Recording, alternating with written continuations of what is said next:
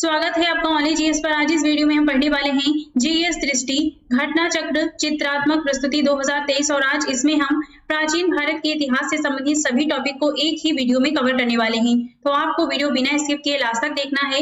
आज जो टॉपिक हम कवर करने वाले हैं प्राचीन भारत के इतिहास से संबंधित, तो ये सभी टॉपिक हैं।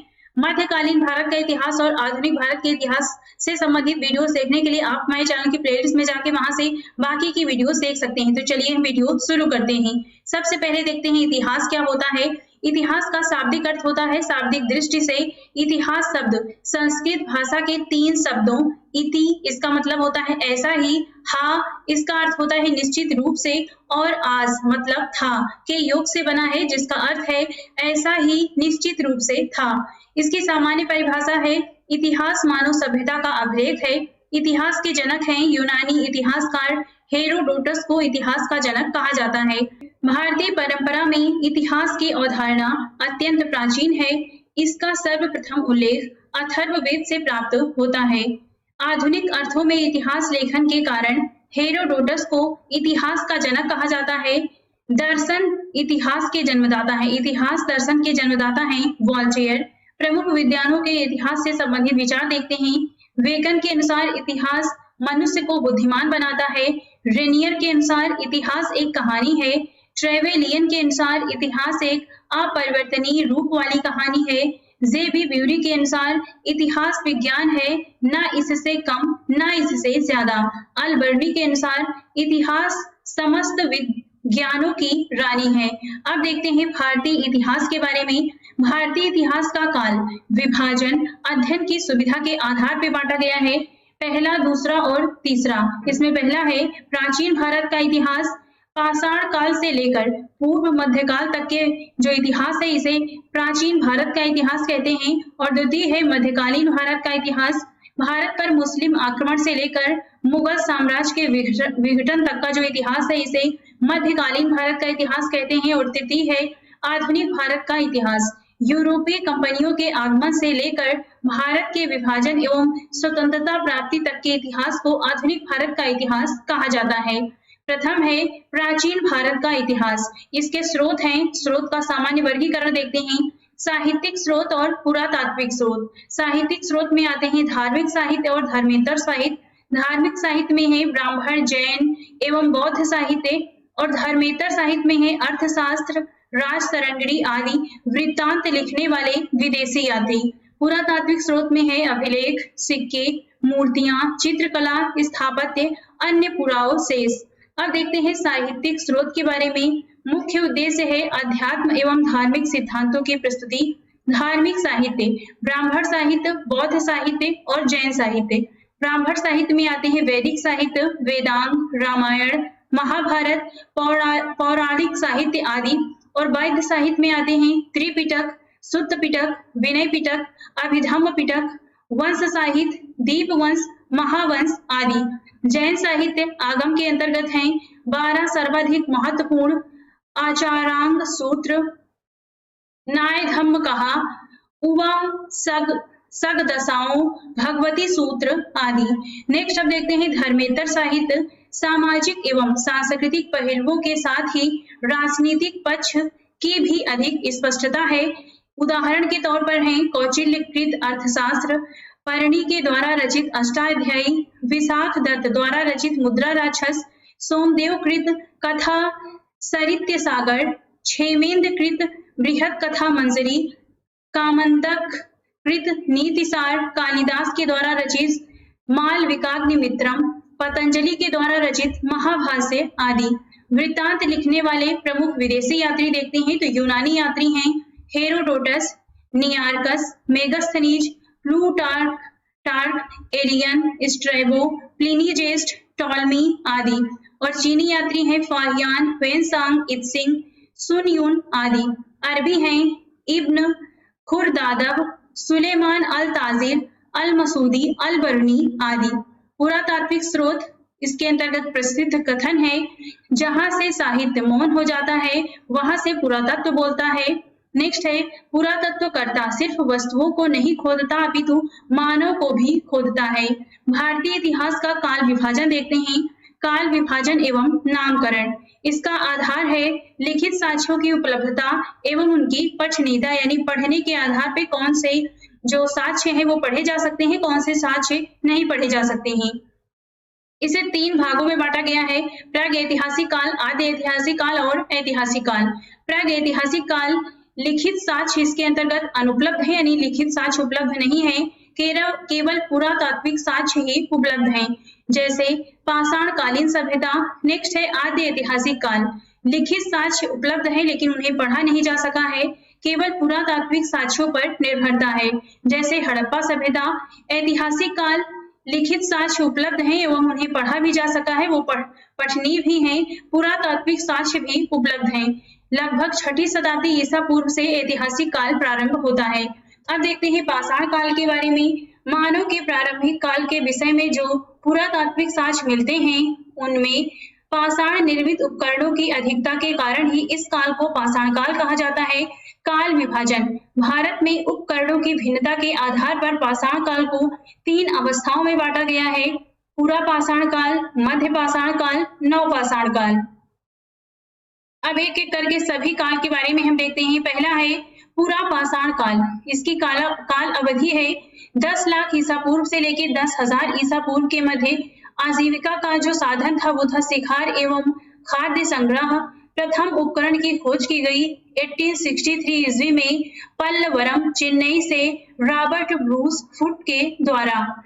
इसे पूरा पाषाण काल को भी उपकरणों में भिन्नता के आधार पर 3 भागों में बांटा गया है। पहला है पूर्व यानी निम्न पूरा पाषाण काल, इसकी समय है 10 लाख ईसा पूर्व से लेके 1 लाख ईसा पूर्व के तक, 1 लाख ईसा पूर्व तक। क्रोड उपकरण है इसमें, हस्त कुठार, खंडक, विदारणी। नेक्स्ट है मध्य पूरा पाषाण काल, काल अवधि है 1 लाख ईसा पूर्व से 40,000 ईसा पूर्व के मध्य। फलक व स्क्रैपर उपकरण है, मध्यम आकार के हस्त कुठार, विदारणी, छुरिकाएं आदि। नेक्स्ट है उत्तर यानी उच्च पूरा पाषाण काल, काल अवधि है 40,000 ईसा पूर्व से 10,000 ईसा पूर्व के मध्य। प्रधान उपकरण है ब्लेड व ब्यूरिन। नेक्स्ट है मध्य पाषाण काल, काल अवधि है 10,000 ईसा पूर्व से 7,000 ईसा पूर्व के मध्य। आजीविका है शिकार, मछली का भी, खाद्य संग्रह, पशुपालन आदि।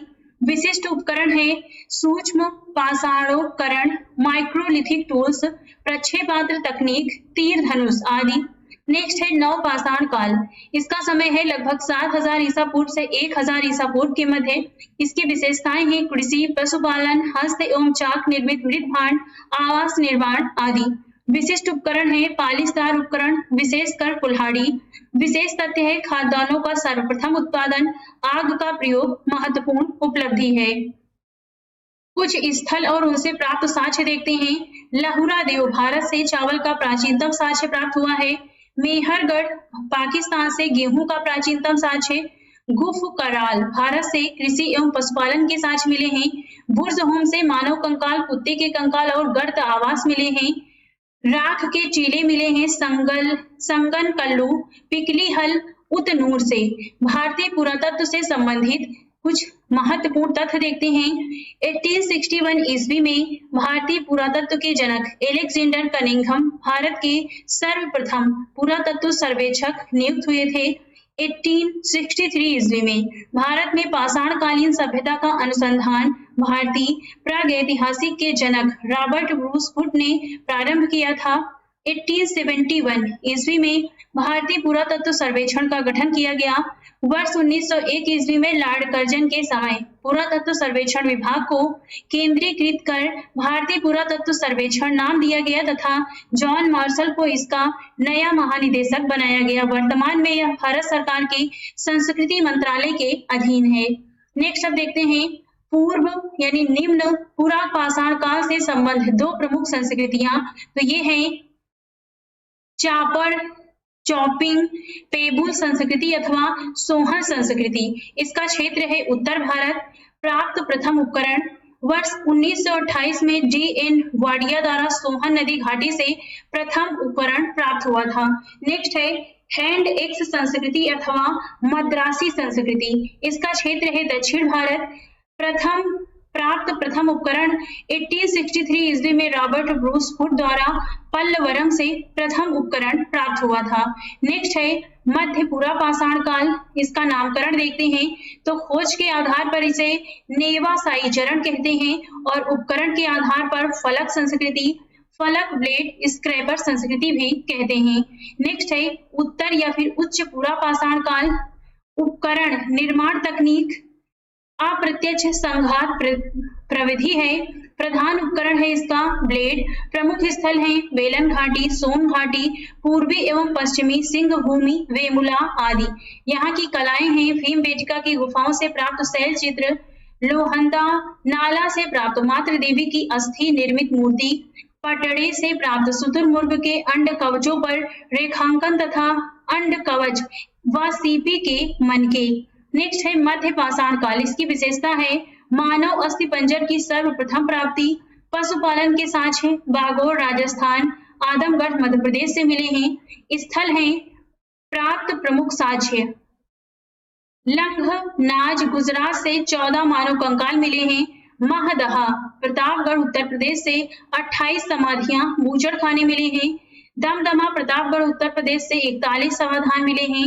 सराय नाहर राय प्रतापगढ़ उत्तर प्रदेश से 11 समाधान प्राप्त हुए हैं और लेखहिया मिर्जापुर उत्तर प्रदेश से 17 समाधान प्राप्त हुए हैं।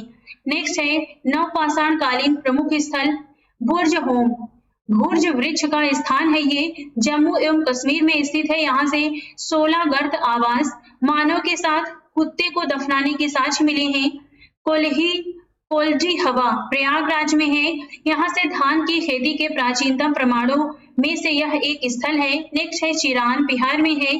अस्थि निर्मित उपकरण प्राप्त हुए हैं। गुफ करार कुंभकार की गुफा कहते हैं, जम्मू एवं कश्मीर में स्थित है। यहाँ से हस्त निर्मित वृद्धभांड, समतल धरातल के ऊपर मकान के साक्ष्य मिले हैं। महगढ़ा प्रयागराज में है। जौ की खेती पशुबाड़ा के साक्ष्य मिले हैं। मेहरगढ़ पाकिस्तान में है। गेहूं की खेती के प्राचीनतम प्रमाण, भैंस पालन के प्राचीनतम प्रमाण मिले हैं। महत्वपूर्ण तथ्य देखते हैं। भारत में मानव का प्रथम अवशेष प्राप्त हुआ हथनौरा मध्य प्रदेश से। इंदिरा गांधी राष्ट्रीय मानव संग्रहालय स्थित है भोपाल में। गैरिक मृतभांड पात्र का नामकरण हुआ हस्तिनापुर में। मक्का का प्रथम साक्ष्य प्राप्त हुआ मेक्सिको में। कोपेनहेगन संग्रहालय की सामग्री से पाषाण, कांस्य और लौह युग का त्रियुगी विभाजन किया गया। विभाजन किया था C.J. थॉमसन ने। एक ही कब्र से 3 मानव कंकाल प्राप्त हुए हैं दमदमा से। प्रागैतिहासिक चित्रकला के लिए प्रसिद्ध पूरा स्थल है भीमबेटका। भीमबेटका की गुफाएं स्थित हैं अब्दुल्लागंज रायसेन मध्य प्रदेश में। मानव द्वारा सर्वप्रथम प्रयुक्त अनाज था जौ। नेक्स्ट अब देखते हैं ताम्र पाषाण काल के बारे में। नवपाषाण काल का अंत होते होते मानव ने धातुओं का प्रयोग शुरू कर दिया था। धातुओं में सबसे पहले तांबे का प्रयोग किया गया। इस काल चरण में पत्थर एवं तांबे के उपकरणों का साथ साथ प्रयोग जारी रहा। इसी कारण इस काल को ताम्र पाषाण काल कहते हैं। अब ताम्र पाषाण काल से संबंधित भारत में प्रमुख ताम्र पाषाणिक बस्तियों के विस्तार देखते हैं। ऊपर से नीचे तक देखते हैं। पहले देखते हैं दक्षिणी पूर्वी राजस्थान, इसे आहार या बनास संस्कृति भी कहते हैं। यहाँ पे प्रमुख पूरा स्थल है आहार। इसका नाम है, प्राचीन नाम इसका है ताम्बवती और स्थानीय नाम है धूलकोट। विशेषता क्या है यहाँ पे? यहाँ से पत्थर की चहार दीवारी से घिरे मकान मिले हैं। नेक्स्ट है बागौर, बालाथल, ओजियाना और बालाथल से चहार दीवारी युक्त घर के साक्ष्य मिले हैं। लिंगुद, यहाँ से चहार दीवारी युक्त घर का साक्ष्य, मिट्टी की इमारत का साक्ष्य, कहीं कहीं पकी ईंटों का प्रयोग हुआ है और तांबे के टुकड़े प्राप्त हुए हैं। नेक्स्ट है पश्चिमी मध्य प्रदेश। यहाँ पे 2 संस्कृतियां हैं। कायथा संस्कृति, इसके प्रमुख पूरा स्थल है कायथा। यहाँ से किलाबंद बस्तियों के साक्ष्य मिले हैं। प्रस्तर फलक उद्योग के साक्ष्य हैं। प्राचीन नाम कपिथक, वराह मिहिर की ये जन्म स्थली है। नेक्स्ट है इसमें एरण, यहाँ से किलेबंद बस्तियों के साक्ष्य मिले हैं। नेक्स्ट संस्कृति है पश्चिमी मध्य प्रदेश में मालवा संस्कृति। इसके प्रमुख पूरा स्थल है नागदा, नौदा टोली से सबसे बड़ी ताम्र पाषाण कालीन ग्रामीण बस्ती मिली है। चौकोर एवं वृत्ताकार घरों के साक्ष्य प्राप्त हुए हैं। उत्खनन करता है HD संकालिया। नेक्स्ट है पश्चिमी महाराष्ट्र, इसे जोरवी संस्कृति कहते हैं। प्रमुख पुरा स्थल है जोरवे। नेवासा पाटसन का साक्ष्य मिला है। दैमाबाद अब तक ज्ञात 200 जोरवे स्थलों में सबसे बड़ा है। नेक्स्ट प्रमुख पुरा स्थल है प्रकाश, नासिक, चंदोली, सोनेगांव, इनाम गांव से 5 कमरों वाला मकान मिला है। खाई से घिरी किलाबंद बस्ती मिली है। मात्र देवी की प्रतिमा मिली है। ये सब मिले हैं इनाम गांव से। नेक्स्ट है पूर्वी भारत, प्रमुख पुरा स्थल है यहाँ के पश्चिम बंगाल से पांडु, राजर ढिबी, महिषदल। बिहार से सिनवर, सोनपुर, ताराडीह, चिरान। और पूर्वी उत्तर प्रदेश के प्रमुख स्थल हैं खैराडीह, नरहन। तो यहाँ पर हमने देखा भारत में प्रमुख ताम्र पाषाणिक बस्तियों का विस्तार, जिसमें देखा दक्षिण पूर्वी राजस्थान आहार या वनास संस्कृति, पश्चिमी मध्य प्रदेश में कायथा संस्कृति और मालवा संस्कृति, पश्चिमी महाराष्ट्र में जोरवे संस्कृति और पूर्वी भारत से संबंधित महत्वपूर्ण पुरा स्थल को हमने देखा है। नेक्स्ट अब देखते हैं कुछ महत्वपूर्ण ताम्र पाषाणिक संस्कृतियों की कला विधि के बारे में। पहला है आहार संस्कृति, इसका समय है लगभग 2800 ईसा पूर्व से 1500 ईसा पूर्व के मध्य। कायथा संस्कृति लगभग 2450 ईसा पूर्व से 1700 ईसा पूर्व के मध्य इसका समय है। सावलदा संस्कृति लगभग 2300 ईसा पूर्व से 2000 ईसा पूर्व के मध्य। प्रभास संस्कृति लगभग 2000 ईसा पूर्व से 1400 ईसा पूर्व के मध्य। मालवा संस्कृति लगभग 1900 ईसा पूर्व से 1400 ईसा पूर्व के मध्य। रंगपुर संस्कृति लगभग 1700 ईसा पूर्व से 1400 ईसा पूर्व। जोरवे संस्कृति लगभग 1500 ईसा पूर्व से 900 ईसा पूर्व के मध्य मानी जाती है। नेक्स्ट अब देखते हैं ताम्र पाषाणिक संस्कृतियां और उनसे संबंधित विशिष्ट मृदभांड के बारे में। आहार संस्कृति से काले लाल रंग के बर्तन जिन पर सफेद डिजाइन बने होते हैं। कायथा संस्कृति के विशिष्ट मृदभांड हैं चॉकलेटी रंग के चित्र बने लाल लेप वाले मृदभांड, लाल रंग से चित्रित पांडु भांड, उत्कीर्ण नमीनों वाले कंकतित भांड। प्रभास व रंगपुर संस्कृति यहाँ से प्राप्त हुए हैं हड़प्पा सभ्यता के समान परंतु चमकदार सतह होने के कारण चमकीले लाल मृदभांड। और मालवा संस्कृति से मोटे सतही लेप वाले बर्तन जिन पर लाल या काले रंग में डिजाइन बने हैं।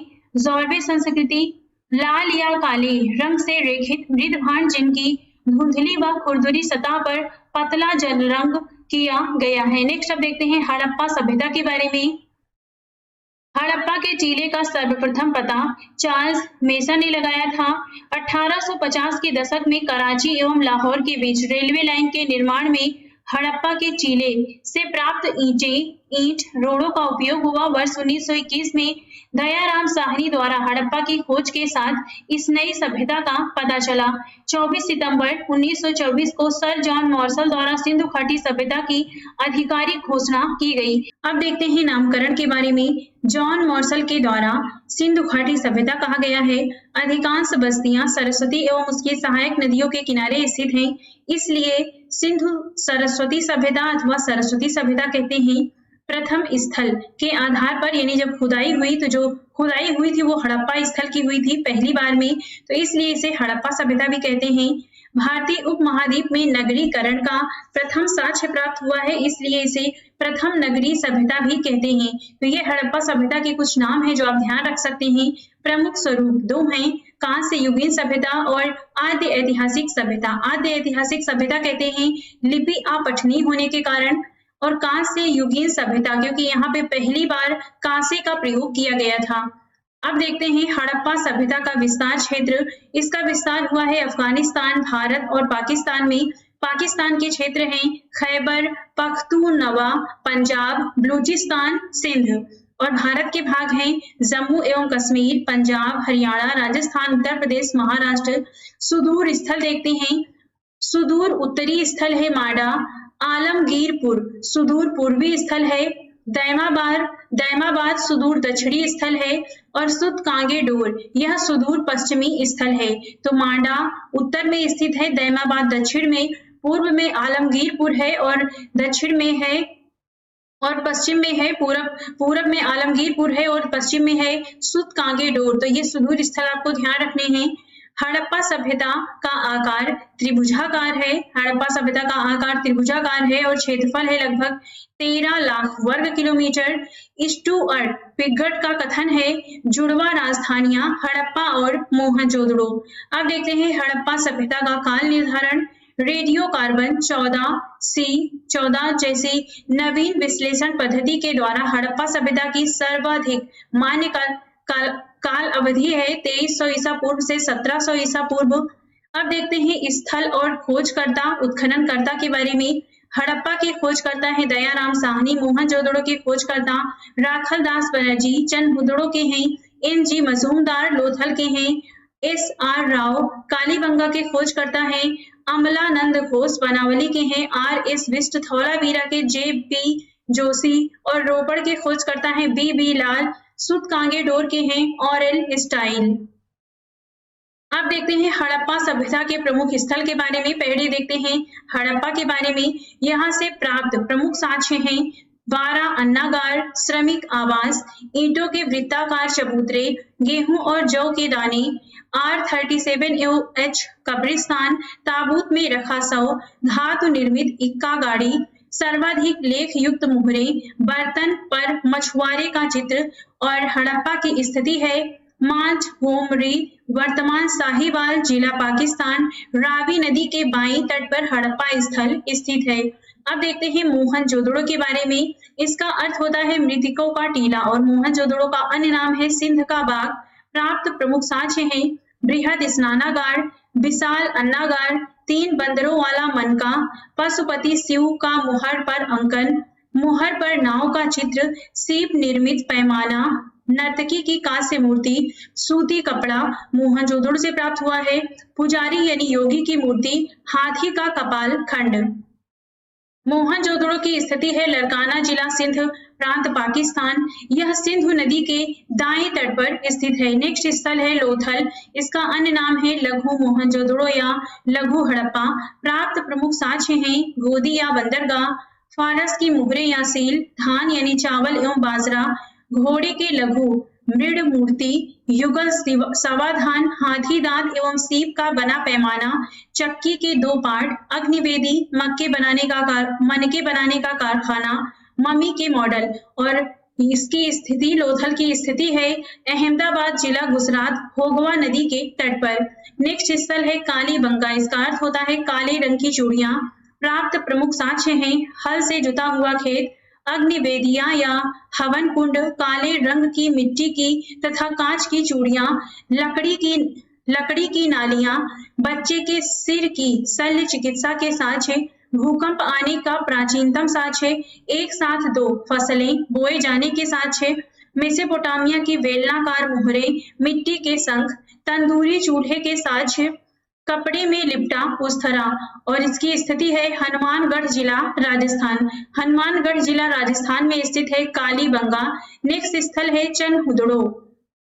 यहाँ से प्राप्त प्रमुख साक्ष्य हैं मनका बनाने का कारखाना, सौंदर्य प्रसाधन सामग्री जैसे लिपस्टिक, वक्राकार ईंधने, बिल्ली का पीछा करते हुए कुत्ते का पदचिन्ह, अलंकृत हाथी, एकमात्र नगर जहां दुर्ग का अभाव है कंघा और उस्तरा। स्थिति है सिंध प्रांत पाकिस्तान में स्थित है चंदहुदड़ो। नेक्स्ट अब देखते हैं धौलावीरा के बारे में। नगर 3 भागों में विभक्त है, दुर्ग, मध्यम नगर और निचले नगर में। प्राप्त प्रमुख साक्ष्य हैं विशाल जलाशय, उन्नत जल प्रबंधन, क्रीड़ागार, स्टेडियम, नेवले की मूर्ति, हड़प्पा लिपि के 10 अक्षरों का साइन बोर्ड, पालिस श्वेत पाषाण खंड। स्थिति है भचाऊ तालुका कच्छ जिला गुजरात में स्थित है धौलावीरा। नेक्स्ट अब देखते हैं सुरकोटदा या फिर सुरकोटदा के बारे में। प्राप्त प्रमुख साक्ष्य हैं घोड़े की हड्डियां, शिला से ढकी कब्र, पत्थर की चिनाई वाले भवन। स्थिति है कच्छ जिला गुजरात। कच्छ जिला गुजरात में स्थित है सुरकोटदा। नेक्स्ट स्थल है बनावली। प्राप्त प्रमुख साक्ष्य हैं नगर को तारांकित विभाजित करती सड़कें, हड़प्पा सभ्यता के तीनों स्तर प्राक, विकसित एवं उत्तर हड़प्पा, मिट्टी के बने हल की आकृति, लघु नारी मृण मूर्ति, अग्निवेदियों के साथ अर्धवृत्ताकार ढांचे। स्थिति है इसकी फतेहाबाद जिला हरियाणा में स्थित है बनावली। नेक्स्ट है रोपण, आधुनिक नाम है रूपनगर। प्राप्त प्रमुख साक्ष्य हैं मनुष्य के साथ कुत्ते को दफनाना, चर्ट के बटखरे एवं कुल्हाड़ी, सिलखड़ी की मुहर, तांबे के बाणाग्र। स्थिति है पंजाब, भारत, सतलुज नदी के बाएं तट पर स्वतंत्रता प्राप्ति के पश्चात सर्वप्रथम उत्खनन स्थल है। तो ये हमने देखा रोपण के बारे में। नेक्स्ट अब देखते हैं दैमाबाद के बारे में। प्राप्त प्रमुख साक्ष्य हैं यहाँ से रथ चलाते मनुष्य की आकृति, सैंधव लिपि युक्त मुहर, 2 सींगों की आकृति युक्त बर्तन, युवा पुरुष का समाधान। स्थिति है अहमदनगर जिला, महाराष्ट्र, प्रवरा नदी के बाएं तट पर हड़प्पा सभ्यता का दक्षिणतम स्थल है दैमाबाद। नेक्स्ट है मोहनजोदड़ो से प्राप्त योगी पशुपति की मुहर। ये मुहर आप यहाँ पे देख सकते हैं पशुपति के है। इसके दाएं तरफ गैंडा भैंसा स्थित है और बाएं तरफ बाघ और हाथी है। नीचे की तरफ 2 हृदय दिए गए हैं, इस तरफ बाघ और हाथी है, इस तरफ गैंडा भैंसा है और नीचे 2 हिरन है। इसमें 5 प्रकार के 6 पशु हैं क्योंकि हिरन 2 दिए गए हैं। शिव का आदि रूप, जॉन मार्शल का कथन है कि ये शिव का आदि रूप है। अब परीक्षा से संबंधित कुछ अन्य पॉइंट देखते हैं। कपास की खेती का आरंभ सैंधव निवासियों ने किया था। हड़प्पा सभ्यता में क्रय विक्रय वस्तु विनिमय द्वारा किया जाता था। सर्वाधिक मृण मूर्तियां पशु पक्षियों की प्राप्त हुई हैं। सर्वाधिक मोहरे सेलखड़ी से निर्मित हैं। मोहरों पर सर्वाधिक अंकन एक श्रृंगी पशु तथा उसके बाद कुबड़ वाले बैल का है। इस काल का प्रमुख खेल पासा था। सैंधव निवासियों को लोहे का ज्ञान नहीं था किंतु सोना, चांदी, तांबा और कांसा की जानकारी थी। हड़प्पा सभ्यता से शेर का अवशेष नहीं मिला है। हड़प्पा सभ्यता से घोड़े और गाय का चित्र नहीं मिला है। महत्वपूर्ण तथ्य देखते हैं। इस तरफ स्थल है, इस तरफ प्राप्त साक्ष्य है। सनौली से 126 समाधान के साक्ष्य मिले हैं। बालाकोट से सीप निर्मित चूड़ियों के टुकड़े, मांडा से प्राप्त हुए हैं कांच से निर्मित पेचदार पिन, नवसारों से स्त्रियों की मांग में सिंदूर, हड़प्पा से स्त्री के गर्भ से निकलता हड़प्पा से प्राप्त हुआ है स्त्री के गर्भ से निकलता पौधा, रंगपुर से धान की भूसी प्राप्त हुई है और हुलास से सैंधव लिपि युक्त एक छप्पा। नेक्स्ट अब देखते हैं हड़प्पा सभ्यता से संबंधित अन्य पॉइंट। पहले देखते हैं कला के बारे में। मृण मूर्ति चिकोटी विधि द्वारा निर्मित होती थी। प्राप्त प्रस्तर मूर्तियां मोहनजोदड़ो से 12 मिली हैं और हड़प्पा से 3 हैं। धातु की मूर्ति मधुच्छिष्ट विधि द्वारा निर्मित होती थी। हड़प्पा सभ्यता में जो मनके होते थे वो अधिकांश बेलनाकार होते थे और उद्योग था मनकों का चंदहुदड़ो लोथल में स्थित था। माप तौल के बारे में देखें तो 16 के गुणक में माप तौल के होते थे और अधिकांश जो बाट थे वो खनाकार थे। यहाँ की जो लिपि थी हड़प्पा सभ्यता की वो भाव चित्रात्मक थी। दाईं से बाईं ओर लिखी जाने वाली थी। 400 से 500 संकेत चिन्ह प्राप्त हुए हैं। नेक्स्ट है मृद भांड। रंग गुलाबी एवं लाल होते थे। काली रेखाओं से इस पे चित्रकारी होती थी और यहाँ पे जो मोहरे होती थी वो अधिकांश वर्गाकार या आयताकार होती थी। लोथल देसलपुर से तांबे की मोहरे प्राप्त हुई हैं। अब देखते हैं हड़प्पा सभ्यता के पतन के बारे में। हड़प्पा सभ्यता के पतन के कारणों को लेकर अधिकांश इतिहासकारों में मतभेद है। इस तरफ दिया गया है संबंधित प्रमुख विद्वान और इस तरफ पतन का कारण कि हड़प्पा सभ्यता इतनी बड़ी सभ्यता थी, अचानक से समाप्त कैसे हो गई। तो विद्वानों के बारे में देखते हैं। Gordon Childe, Mortimer Wheeler, Ernest Mackay, Stuart Piggott के अनुसार कोई बाहा आक्रमण हुआ था। कुछ लोग आए थे और आक्रमण किए थे हड़प्पा सभ्यता के लोग और पूरी की पूरी सभ्यता को नष्ट कर दिया था। ये कथन है Gordon Childe, Mortimer Wheeler, Ernest Mackay, Stuart Piggott का। John Marshall, Ernest Mackay, S.R. Rao के अनुसार बाढ़ से हड़प्पा सभ्यता का अंत हुआ। नेक्स्ट है H.T. लैम्ब्रिक, माधव स्वरूप वत्स, जॉर्ज ए फोरहेल्स के अनुसार नदी मार्ग के परिवर्तन के कारण हड़प्पा सभ्यता का अंत हुआ। M.R. Sahni, R.L. Raikes, George F. Dales के अनुसार विवर्तनिक कारण के कारण हड़प्पा सभ्यता का अंत हुआ। ऑरेल स्टाइन, अमलानंद घोष, गुरदीप सिंह के अनुसार जलवायु परिवर्तन की वजह से सिंधु घाटी सभ्यता का अंत हुआ। W.R. अल्ब्राइट के अनुसार विदेशी व्यापार में गतिरोध के कारण। जॉन मार्शल के अनुसार शिथिल प्रशासन। K.U.R. केनेडी के अनुसार कोई महामारी आई और हड़प्पा सभ्यता को पूरी तरह से नष्ट कर दिया। M. दिमित्रियोव के अनुसार पर्यावरण परिवर्तन के कारण हड़प्पा सभ्यता का पतन हो गया। अब देखते हैं वैदिक काल के बारे में। हड़प्पा सभ्यता के बाद की इस कबीलाई संस्कृति के प्रवर्तक आर्य थे, इसलिए इसे आर्य संस्कृति कहते हैं। वेदों में उल्लेख होने के कारण इसे वैदिक संस्कृति भी कहा जाता है। वेद के बारे में देखते हैं जिसका अर्थ होता है ज्ञान। इनकी कुल संख्या है 4। संकलन करता है कृष्ण द्वैपायन वेद व्यास। अन्य नाम है वेद का संहिता श्रुति। वैदिक काल को 2 भागों में विभाजन किया गया है। ऋग वैदिक काल इसका समय है 1500 ईसा पूर्व से 1000 ईसा पूर्व और उत्तर वैदिक काल इसका समय है 1000 ईसा पूर्व से 600 ईसा पूर्व। अब देखते हैं आर्यों के मूल निवास स्थान के बारे में। आर्यों का मूल निवास स्थान। आर्यों के मूल निवास स्थान के मुद्दे पर प्रमुख इतिहासकारों में मतभेद है। इस तरफ विद्वान दिए गए हैं, इस तरफ इनका मूल स्थान की क्योंकि मूल निवास स्थान दिया गया है और ये कहा गया है कि ये जो आर्य थे ये भारत में कहां से आए थे। तो जी कल्ल के अनुसार कश्मीर अथवा हिमालय क्षेत्र से आए थे। पंडित गंगानाथ झा के अनुसार महर्षि देश से। डॉक्टर अविनाश चंद्र दास के अनुसार सप्त सिंधु प्रदेश से। DS त्रिवेदी के अनुसार देविका प्रदेश मुल्तान से आए थे। नेक्स्ट है गार्डन चाइल्ड के अनुसार दक्षिणी रूस से भारत आए थे। मैक्स मूलर के अनुसार मध्य एशिया से आए थे। पंडित बाल गंगाधर तिलक के अनुसार उत्तरी ध्रुव से। स्वामी दयानंद सरस्वती के अनुसार तिब्बत से आए थे। हर्ट एवं पेंका के अनुसार जर्मनी से और P गायस के अनुसार डेन्यूब नदी घाटी से आर्य भारत में आए थे। अब देखते हैं वैदिक साहित्य के बारे में। पहले देखते हैं इसका परिचय। सर्वाधिक प्राचीन भारतीय साहित्य है वैदिक साहित्य। 4 वेद हैं, ऋग्वेद, यजुर्वेद, सामवेद, अथर्ववेद और इसके 4 भाग हैं संहिता, ब्राह्मण ग्रंथ, आरण्यक और उपनिषद। अब देखते हैं ऋग्वेद, सामवेद, यजुर्वेद और अथर्ववेद के बारे में। यहाँ पे आप ऊपर देख सकते हैं, इस तरफ दिया गया है वेद, उच्चारणकर्ता पुरोहित, ब्राह्मण ग्रंथ, आरण्यक, प्रमुख उपनिषद और उपवेद। ऋग्वेद के उच्चारणकर्ता पुरोहित को कहते थे होता और इसका ब्राह्मण ग्रंथ है ऐतरेय कौशिकी। आरण्यक है ऐतरेय कौशिकी। प्रमुख उपनिषद है ऐतरेय कौशिकी और उपवेद है ऋग्वेद का उपवेद है आयुर्वेद। नेक्स्ट है सामवेद, इसके उच्चारणकर्ता पुरोहित को कहते थे उद्गाता। ब्राह्मण ग्रंथ है तांड्य जैमिनीय। आरण्यक है छांदोग्य जैमिनीय।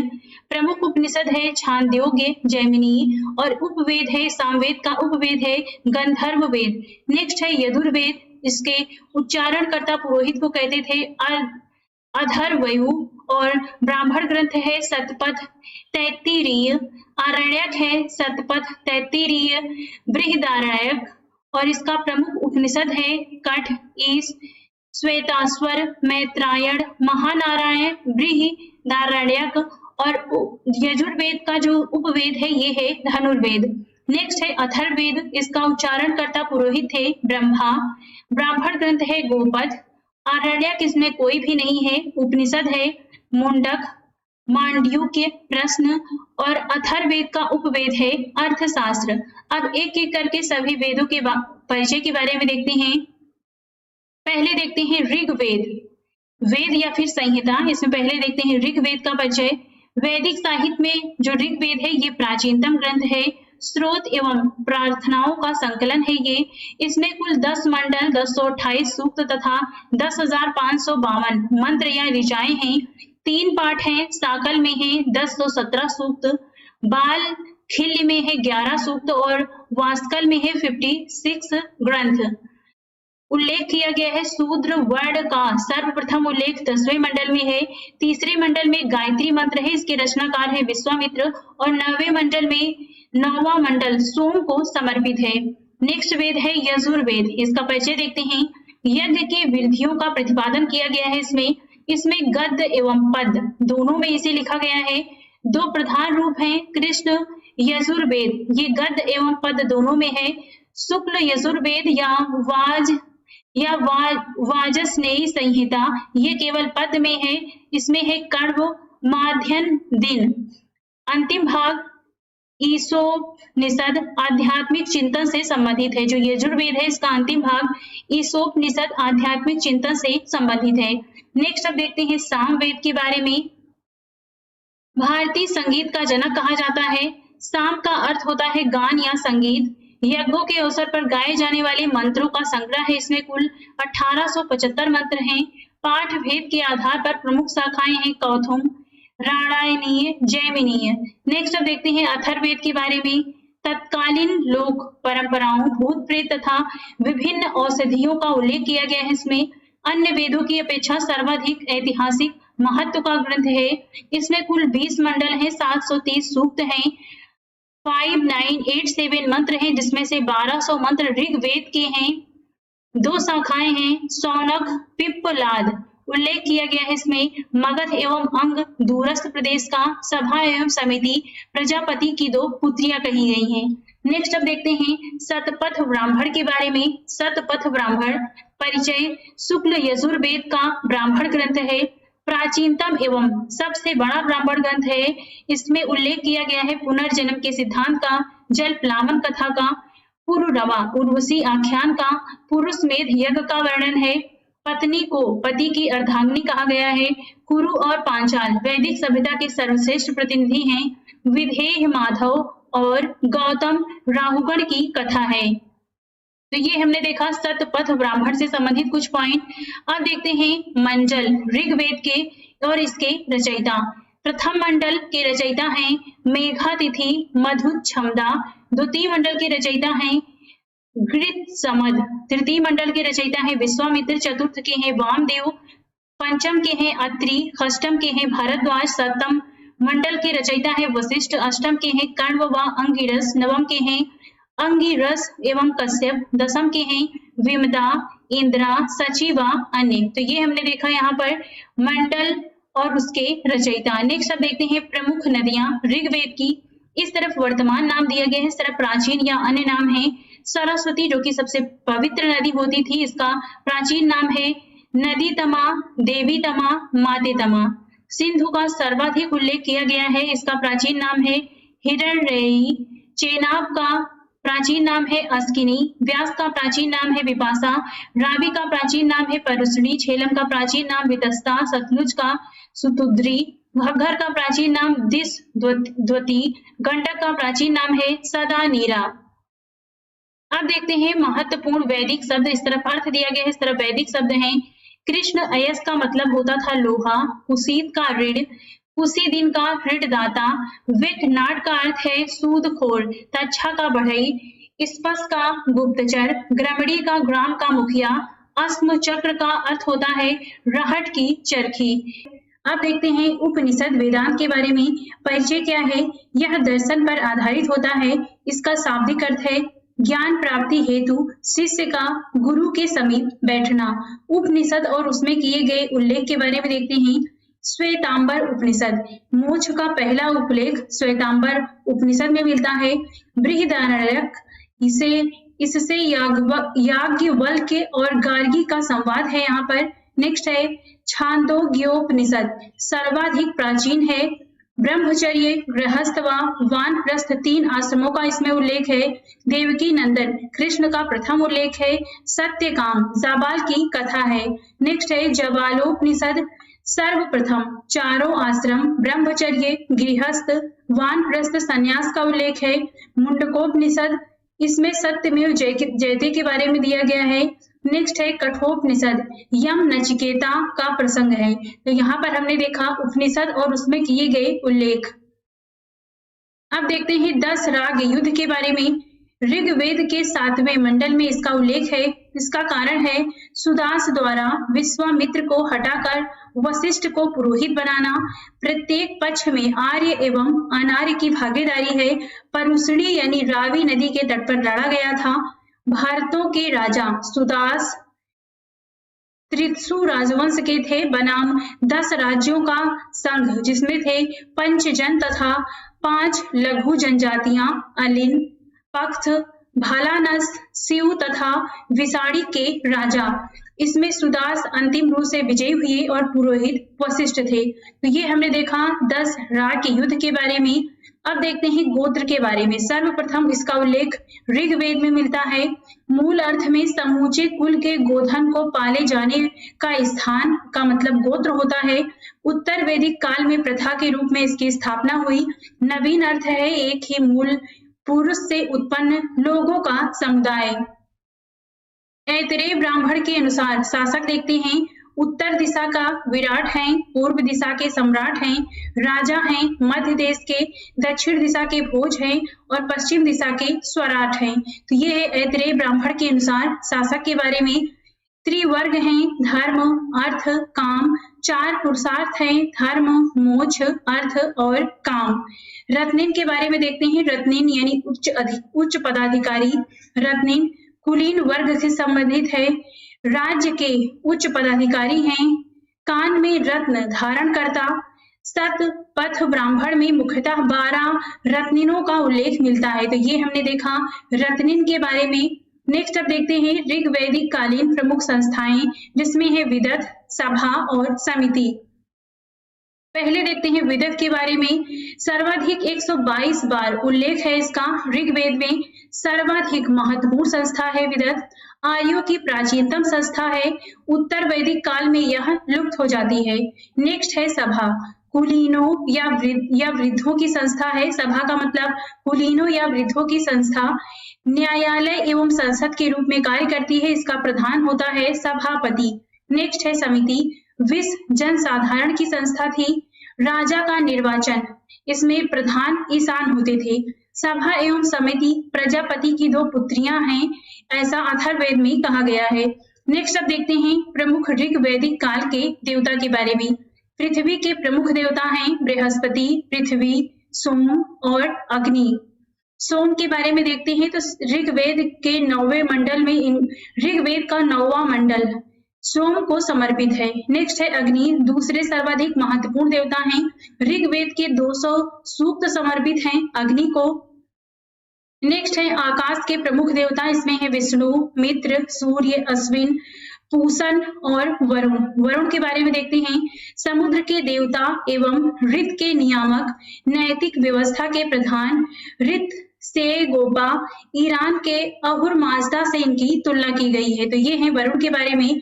नेक्स्ट है पूषण देवता, वनस्पतियों, पशियों एवं शूद्रों के देवता हैं। इनके रथ को बकरे खींचते थे। नेक्स्ट है अंतरिक्ष के प्रमुख देवता, इसमें है मरुत, वायु, आपा, रुद्र, इंद्र और पर्जन्य। इंद्र के बारे में देखते हैं तो सर्वाधिक महत्वपूर्ण देवता हैं पुरिंदर, इन्हें पुरंदर भी कहते हैं इंद्र को। इसका अर्थ होता है किलों को तोड़ने वाले, विश्व के स्वामी कहा जाता है। ऋग्वेद के 250 सूक्त इंद्र को समर्पित हैं। आर्यों के युद्ध नेता, वर्षा के देवता भी कहे जाते हैं। नेक्स्ट अब देखते हैं विराट पुरुष ऋग्वेद के बारे में। तो इसमें जो भुजा से छत्री की, इसके अनुसार ऋग्वेद के विराट पुरुष के अनुसार भुजा से छत्री की उत्पत्ति हुई, मुख से ब्राह्मण की उत्पत्ति हुई, जंघा से वैश्य की और पैर से शूद्रों की उत्पत्ति मानी जाती है। नेक्स्ट देखते हैं वेद त्रयी कौन कौन से हैं। तो ये हैं ऋग्वेद, यजुर्वेद, सामवेद। प्रस्थान त्रयी, इसमें आते हैं उपनिषद, ब्रह्मसूत्र और गीता। नेक्स्ट है पंचजन ऋग्वेद। पंचजन के बारे में ऊपर पढ़ चुके हैं। इसमें आते हैं अनु, तरवसु, दुहा, पुरु और यदु। नेक्स्ट है वेदांग, इनकी संख्या 6 है। इसमें आते हैं शिक्षा, ज्योतिष, कल्प, छंद, व्याकरण और निरुक्त। अब देखते हैं धार्मिक आंदोलन के बारे में। ईसा पूर्व 6ठी शताब्दी भारतीय सांस्कृतिक इतिहास में प्रस्थान बिंदु है। उपनिषदों ने वैदिक कर्मकांडी परंपरा की आलोचना करते हुए जीवन के दुख द्वंद्वों को दूर करने के लिए नई मोक्ष विधि का पता लगाने हेतु प्रोत्साहन प्रदान किया। इससे नए विचारों एवं दार्शनिक सिद्धांतों का ऐसा अभिप्रेरक वातावरण बना जिसके फलस्वरूप अनेक धार्मिक पंथों एवं संप्रदायों की नींव पड़ी। नेक्स्ट अब देखते हैं दीर्घ निकाय के श्रामण्य फल सूत्र में वर्णित 6 श्रामण के बारे में। तो ऊपर से देखते हैं, पहला है पूर्ण कश्यप घोर अज्ञावादी, मक्खलीपुत्र गोसाल आजीवक संप्रदाय से संबंधित हैं, नियतिवादी। निकंठनाथ पुत्र जैन धर्म के वास्तविक संस्थापक है, महावीर स्वामी। नेक्स्ट है संजय विठ्ठलीपुत्र संदेहवादी, पाकुध कच्चायन नियतिवादी, अजित केस कंबलिन ये हैं भौतिकतावादी। तो ये हमने देखा दीर्घ निकाय में श्रामण्य फल सूत्र में वर्णित 6 श्रामण। अब देखते हैं जैन धर्म के बारे में। जैन शब्द जिनसे बना है, जिनका शाब्दिक अर्थ है विजेता, अर्थात जिसने इंद्रियों को जीत लिया है। जिन महावीर स्वामी की एक उपाधि है जो कैवल्य की प्राप्ति के बाद उन्हें दी गई, जिनके अनुयायी ही आगे चलकर जैन कहलाए। जैन धर्म के प्रथम तीर्थकर एवं संस्थापक ऋषभनाथ थे। अब देखते हैं पार्श्वनाथ के बारे में। तो ये 23वें तीर्थकर हैं। इनके पिता का नाम अश्वसेन, ये काशी के राजा थे। माता का नाम वामा और इनकी पत्नी का नाम प्रभावती था। जन्म स्थली काशी वाराणसी है। मृत्यु स्थली समेत पर्वत। जैन ग्रंथों का नाम ये है महान पुरुष यानी पुरिसादानीय। स्त्री संघ की समकालीन अध्यक्षा थी पुष्पचूड़ा। प्रतिपादन किया चतुर्याम सिद्धांत का। चतुर्याम सिद्धांत में आते हैं सत्य, अहिंसा, अस्तेय, अपरिग्रह। सत्य का मतलब होता है सदैव सच बोलना, अहिंसा, अहिंसा से परहेज, अस्तेय चोरी न करना, अपरिग्रह मतलब संपत्ति अर्जित नहीं करना। अब देखते हैं महावीर स्वामी के बारे में। जन्म हुआ 599 ईसा पूर्व। जन्म स्थान है कुंडग्राम, कुंडलपुर, वैशाली। इनके पिता का नाम सिद्धार्थ, ज्ञात्रिक क्षत्रिय कुल के प्रधान थे। माता का नाम त्रिशला, विदेही दत्ता, वैशाली के लिच्छवी गणराज्य की प्रमुख चेटक की बहन थी। बहन का नाम है सुदर्शना, पत्नी है यशोदा। कुंडी गोत्र के राजा समरवती की कन्या थी। पुत्री का नाम है अड़ोज्या या प्रियदर्शना। दामाद जमाली थे सुदर्शना का पुत्र। वास्तविक संस्थापक जैन धर्म के माने जाते हैं महावीर। वास्तविक संस्थापक जैन धर्म के माने जाते हैं महावीर स्वामी। गृह त्याग किया था 23 वर्ष की अवस्था में बड़े भाई नंदीवर्मन से अनुमति लेके। ज्ञान की प्राप्ति, महावीर के ज्ञान की प्राप्ति को कैवल्य कहा जाता है। ज्ञान की प्राप्ति हुई थी जिम्बिका ग्राम के समीप ऋजुपालिका नदी के तट पर साल वृक्ष के नीचे। ज्ञान प्राप्ति के पश्चात महावीर कहलाए। नए नाम हैं केवलिन, अरहत, जिन तथा निर्ग्रंथ। प्रथम उपदेश दिया राजगृह में बराकर नदी के तट पर। प्रथम शिष्य हैं जमाली। चतुर्याम सिद्धांत में 5वें सिद्धांत महाव्रत को जोड़ा। अनेकांतवाद, स्यादवाद का प्रतिपादन किया। पुनर्जन्म एवं कर्मवाद में विश्वास रखते हैं। इनके प्रथम शिष्या हैं चंदना, चंपा नरेश दधिवाह की पुत्री। महावीर की मृत्यु हुई थी 527 ईसा पूर्व में राजगृह के निकट पावापुरी में। उपासना द्वारा प्राण त्यागना, दिगंबर में कहते हैं संलेखना और श्वेतांबर में संथारा। जैन धर्म के त्रिरत्न है सम्यक दर्शन, सम्यक ज्ञान, सम्यक चरित्र। तीर्थ कर के प्रतीक चिन्ह देखते हैं तो ऋषभनाथ का है बैल, हाथी है अजीतनाथ का, संभवनाथ का है अश्व, पद्म प्रभ का है कमल, पार्श्वनाथ का है स्वास्तिक, मल्लीनाथ का है कलश, नमीनाथ का है नीलकमल, नेमिनाथ का है शंख, पार्श्वनाथ का है सर्प फड़ और महावीर का तीर्थकर प्रतीक चिन्ह है सिंह। तो ये हमने देखा तीर्थकर प्रतीक चिन्ह नोट करके दिया गया है। नेमिनाथ ऋग्वेद में उल्लिखित अरिष्टि नेमि का अन्य नाम है। अब देखते हैं बौद्ध धर्म के बारे में। बौद्ध धर्म भारत की श्रमण परंपरा का प्रतिनिधि है जिसमें मानव की भौतिक एवं दार्शनिक समस्याओं का समाधान प्रस्तुत करने का प्रयास किया गया। बौद्ध धर्म के संस्थापक गौतम बुद्ध थे जिन्हें एशिया का ज्योतिपुंज भी कहा जाता है। अब देखते हैं सिद्धार्थ के बारे में। तो इनका जन्म हुआ था 563 ईसा पूर्व में। जन्म स्थान है लुम्बिनी, नेपाल। पिता का नाम सुदोधन था, शाक्य गणराज्य के थे। माता महामाया कोली गणराज्य की। लालन पालन प्रजापति गौतमी के द्वारा किया गया। विवाह हुआ था 16 वर्ष की उम्र में। पत्नी का नाम यशोधरा था, पुत्र का नाम राहुल और गोत्री अभिधाम था गौतम। नेक्स्ट अब देखते हैं सिद्धार्थ यानी गौतम बुद्ध का नया जीवन काल। तो गृह त्याग, गौतम बुद्ध के गृह त्याग की घटना को महाविनिष्क्रमण कहते हैं और इन्होंने गृह त्यागा था 29 वर्ष की उम्र में। सर्वप्रथम गए थे अनुपी उद्यान, 5 ब्राह्मणों के साथ तपस्या किया। उर्वेला बोधगया में कठोर तप त्याग कर भोजन ग्रहण किया सुजाता से। उर्वेला के सेनानी की ये पुत्री थी सुजेता। 5 ब्राह्मण सन्यासी साथ छोड़कर गए ऋषिपत्तनम, सारनाथ। ज्ञान की प्राप्ति हुई थी बोधगया में वैशाख पूर्णिमा को। प्रथम उपदेश, गौतम बुद्ध के प्रथम उपदेश को कहा जाता है धर्म चक्र प्रवर्तन और इन्होंने अपना प्रथम उपदेश दिया था सारनाथ में। संघ में महिलाओं का प्रवेश शुरू हुआ था वैशाली में आनंद के कहने पर और प्रथम थी इसमें प्रथम महिला थी प्रजापति गौतमी। अतिसार से पीड़ित चुंद के अवंबन में पावा में हुए थे। अंतिम उपदेश सुभद्र को दिया था। मृत्यु को, महात्मा बुद्ध की मृत्यु को महापरिनिर्वाण कहा जाता है और इनकी मृत्यु हुई थी 80 वर्ष की अवस्था में 80 वर्ष की उम्र में कुशीनगर में। अन्य महत्वपूर्ण तथ्य क्या हैं? बुद्ध के वैरागी होने के लिए उत्तरदायी 4 दृश्यों का कर्म है। वृद्ध व्यक्ति, बीमार व्यक्ति, मृतक तथा प्रसन्न चित्त सन्यासी। गृह त्याग के बाद सर्वप्रथम मुलाकात सांख्य दर्शन के आचार्य आलार कलाम से वैशाली के समीप हुई थी। राजगृह के निकट रुद्रक रामपुत्र से मुलाकात हुई। गौतम बुद्ध के सिद्धांत देखते हैं। 4 आर्य सत्य बौद्ध धर्म के मूल आधार हैं। पहला है दुख यानी संसार दुखमय है, दुख समुदाय यानी दुख का कारण।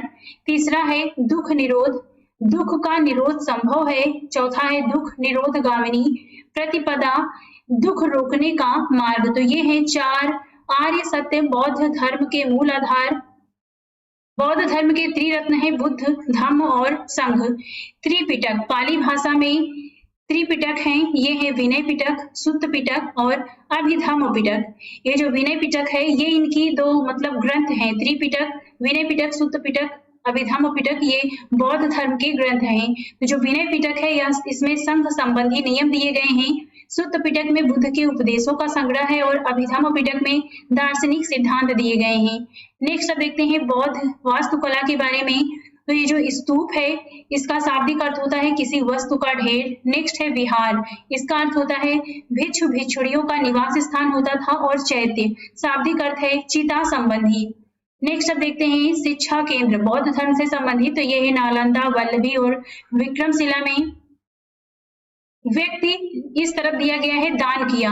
बिंबिसार ने वेलुवन विहार दान किया था। प्रसेनजित ने पुब्बाराम विहार दान किया था। लिच्छवी ने कुटाग्रशाला विहार दान किया था।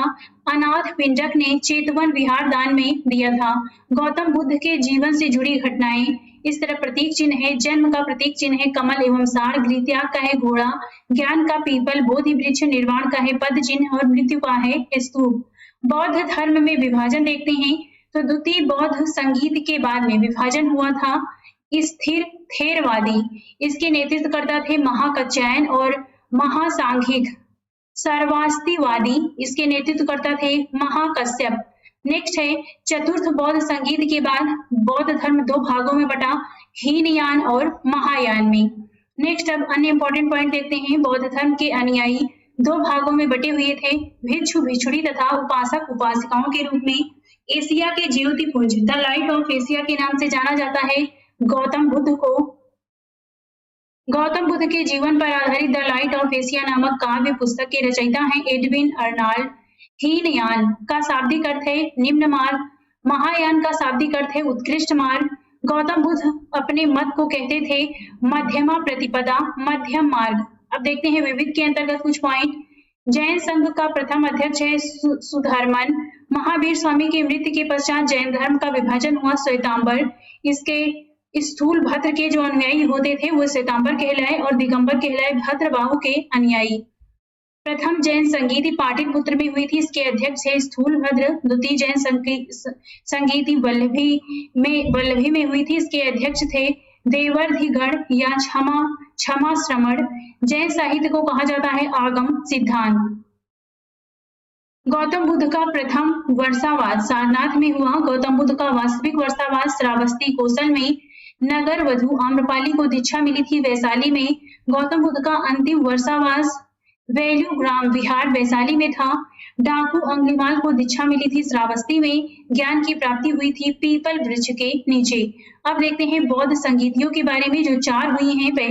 प्रथम है वर्ष 14 पहली बौद्ध संगीत हुई थी 1483 ईसा पूर्व में। स्थान है राजगृह सप्तपर्णी गुफा में। इसके अध्यक्ष थे महाकश्यप। शासक थे उस समय अजात शत्रु। द्वितीय हुई थी वर्ष 383 ईसा पूर्व में वैशाली बालुका राम विहार में। अध्यक्ष थे शुभकामी सब्बाकामी सर्वकामी। शासक थे उस समय कालाशोक। द्वितीय हुई थी वर्ष 247 ईसा पूर्व में। स्थान पाटलिपुत्र में। अध्यक्ष थे मुगलिपुत्र तिस और शासक थे उस समय अशोक। चतुर्थ बौद्ध संगीत हुई थी ईसा की प्रथम शताब्दी में। स्थान कुंडलवन कश्मीर में। अध्यक्ष थे वसुमित्र, उपाध्यक्ष थे अश्वघोष। उस समय शासक थे कनिष्क। अब देखते हैं शैव एवं भागवत धर्म के बारे में। शैव धर्म से संबंधित मुख्य बिंदु। शिव से संबंधित धर्म को शैव धर्म एवं शिव के उपासक को शैव धर्मानुयायी कहा जाता है। भारत का प्राचीनतम धर्म है शैव धर्म। भारत का प्राचीनतम धर्म है। ऋग्वेद में शिव का अन्य नाम है रुद्र। कुषाण के सिक्कों पर शिव, वृषभ, त्रिशूल की आकृति उत्कीर्ण है। उदयगिरी गुहालेख, शैव गुहा का निर्माण चंद्रगुप्त द्वितीय के सेनापति वीरसेन द्वारा उदयगिरी पहाड़ी पर किया गया। प्रमुख शिव मंदिर हैं कंदरिया महादेव मंदिर खजुराहो में स्थित है, चंदेल शासक ने इसे बनवाया था। नेक्स्ट है कैलाश मंदिर, एलोरा में स्थित है, राष्ट्रकूटों के समय इसका निर्माण हुआ। चार शैव संप्रदाय वामन पुराण के अनुसार हैं शैव, पशुपत, कपालिक, कालामुख। शैव यहाँ पे एक एक करके देखते हैं। शैव, इसके बाद देखते हैं पशुपति, इसके संस्थापक हैं लकुलिश, शिव के अंतिम अवतार के रूप में इनकी मान्यता है। नेक्स्ट है कपालिक, इष्ट देव भैरव, भैरव को नर बलि तथा सुरा का भोग लगाया जाता था। नेक्स्ट है कालामुख, सर्वाधिक अतिमार्गी हैं, अन्य नाम है महाव्रतधर। तो ये हमने देखा चार शैव संप्रदाय वामन पुराण के अनुसार। नेक्स्ट है शैव धर्म से संबंधित प्रमुख मंदिर, इस तरफ मंदिर है, इस तरफ स्थान है। राजराजेश्वर मंदिर तंजौर, तंजावुर तमिलनाडु में है। शिव मंदिर भूमरा मध्य प्रदेश में। नटराज मंदिर चिदम्बरम तमिलनाडु में है। विरूपाक्ष मंदिर हम्पी कर्नाटक में है। श्री काशी विश्वनाथ मंदिर वाराणसी उत्तर प्रदेश में स्थित है। नेक्स्ट अब देखते हैं यहाँ पर हम शैव धर्म के कुछ अन्य संप्रदाय के बारे में। लिंगायत वीर शैव संप्रदाय, इसके प्रवर्तक हैं बसव। 12वीं शताब्दी में दक्षिण भारत में व्यापक रूप से इसका प्रचार हुआ। नेक्स्ट है कपालिक संप्रदाय, इनका प्रमुख केंद्र श्रीशैल नामक स्थान मालती माधव भवभूत कृत के अनुसार है। नेक्स्ट है नाथ पंथ संप्रदाय, प्रवर्तक हैं मत्येंद्रनाथ मत्स्येंद्रनाथ। शिव को आदिनाथ मानते हुए नवनाथों को दिव्य पुरुष के रूप में मान्यता प्रदान की गई है। बाबा गोरखनाथ द्वारा 10वीं 11वीं शताब्दी में अधिकाधिक प्रचार प्रसार इसका किया गया। नेक्स्ट है शाक्त संप्रदाय, इष्ट देवी शक्ति हैं। शैव धर्म के साथ इसका घनिष्ठ संबंध है। प्राचीनता प्रागैतिहासिक युग तक है। ये देवी के 3 रूपों की उपासना होती है, शांत या सौम्य रूप, उग्र या प्रचंड रूप, काम प्रधान रूप। तो ये देवी के 3 रूपों की इसमें उपासना की जाती है। अन्य इंपॉर्टेंट तथ्य क्या हैं? अथर्ववेद में रुद्र के अन्य प्रमुख नाम है पशुपति, भव एवं भूपति। महाभाष्य पतंजलि 2री सदी ईसा पूर्व में शिव की मूर्ति बनाकर पूजा करने का उल्लेख है। कुमार संभवम कालिदास शिव की महिमा का गुणगान, कुमार संभव जो कि कालिदास द्वारा रचित है, इसमें शिव की महिमा का गुणगान किया गया है। नेक्स्ट है नयनार संत, इसमें संतों की कुल संख्या 63 है। दक्षिण भारत में शैव धर्म का प्रचार प्रसार इससे किया गया। शिव प्रतिमाओं के कुछ लोकप्रिय उपनाम देखते हैं। चतुर्भुजी शिव प्रतिमा, तिरुपरांतक प्रतिमा, दक्षिण मूर्ति प्रतिमा, सार्वभौमिक शिक्षक दक्षिण भारत में है। अर्धनारीश्वर प्रतिमा, इसमें शिव एवं पार्वती से संबंधित है। कल्याण सुंदर प्रतिमा शिव विवाह से संबंधित है। हरिहर प्रतिमा विष्णु एवं शिव से संबंधित है। भिक्षाटन प्रतिमा भिक्षा मांगते योगी से संबंधित है। त्रिदेव प्रतिमा, इसमें ब्रह्मा विष्णु और शिव हैं। नटराज प्रतिमा प्रणयकारी रौद्र तांडव आनंद तांडव से संबंधित है। सोम स्कंद प्रतिमा शिव उमा और स्कंद से संबंधित है। तो ये हमने देखा यहाँ पर शिव प्रतिमाओं के कुछ लोकप्रिय रूप। तो ये शिव के रूप है जो आप ध्यान रख सकते हैं। नेक्स्ट है शैव एवं वैष्णव धर्म के बारे में। तो ये दक्षिण भारत में विख्यात हुआ था। इसमें नयनार और अलवार आते हैं। अलवार जो होते हैं ये वैष्णव धर्म मानते हैं, इसकी संख्या 12 है। और नयनार होते हैं ये शैव के उपासक होते हैं, इनकी संख्या 63 है। अब देखते हैं भागवत धर्म वैष्णव धर्म के बारे में। भागवत धर्म के संस्थापक वृषणी सातवत वंश के कृष्ण माने जाते हैं। श्रीमद् भागवत गीता के अनुसार भागवत धर्म का उपदेश सर्वप्रथम कृष्ण द्वारा सूर्य को दिया गया। वैष्णव धर्म का विकास भागवत धर्म से माना जाता है। मोरा मथुरा पंचमहावीर में वायु पुराण और मोरा मथुरा अभिलेख से प्राप्त होते हैं। इसमें पंचवीर हैं संकर्षण, वासुदेव, प्रद्युम्न, सांब, अनिरुद्ध। चतुर्व्यूह है संकर्षण बलराम, वासुदेव रोहिणी से उत्पन्न है। प्रद्युम्न कृष्ण और रुक्मिणी के पुत्र हैं। अनिरुद्ध प्रद्युम्न के पुत्र हैं। वासुदेव देवकी के पुत्र हैं। तो ये चतुर्व्यूह है जो आप ध्यान रख सकते हैं। गुप्त नरेश मुख्यतः वैष्णव मतानुयायी थे। गरुड़ गुप्त शासकों का राज चिन्ह था। अब देखते हैं विष्णु के बारे में कुछ इंपॉर्टेंट पॉइंट। प्रथम उल्लेख विष्णु का ऋग्वेद में मिलता है। सूर्य के क्रियाशील रूप के प्रतिनिधि हैं। ऋग्वैदिक काल में गौड़ महत्व के देवता हैं। ऋग्वेद में अन्य नाम है विष्णु का उरुगाय, उरुक्रम तथा गोपा। शतपथ ब्राह्मण यज्ञ के प्रतिरूप हैं। ऐतरेय ब्राह्मण एवं महाभारत में सर्वोच्च देवता है ये। दक्षिण भारत में अन्य नाम है इनका तिरुमल, कल, लवण तथा पद्मनाभ। वासुदेव कृष्ण के अवतार है। विष्णु को वासुदेव कृष्ण का अवतार माना जाता है। पतंजलि वासुदेव विष्णु के अवतार के अनुसार हैं। वैष्णव धर्म से संबंधित प्रमुख मंदिर है। इस तरफ मंदिर है, इस तरफ स्थान है। जगन्नाथ मंदिर पूरी ओडिशा में है। दशावतार मंदिर देवगढ़ उत्तर प्रदेश में है। विष्णु मंदिर तिगवा मध्य प्रदेश में है। विष्णु मंदिर एरण मध्य प्रदेश में स्थित है। भागवत धर्म के कुछ मुख्य बिंदु हैं। प्रवर्तक संस्थापक हैं वृष्णिवंशी कृष्ण। भागवत धर्म से संबंधित प्राचीनतम प्रस्तर अभिलेख विदिशा वेशनगर का गरुड़ स्तंभ लेख है।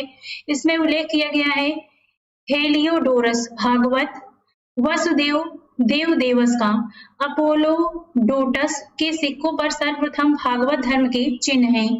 छठी शताब्दी ईसा पूर्व राजनीतिक दशा के बारे में देखते हैं कि छठी शताब्दी ईसा पूर्व के समय राजनीतिक दशा क्या थी।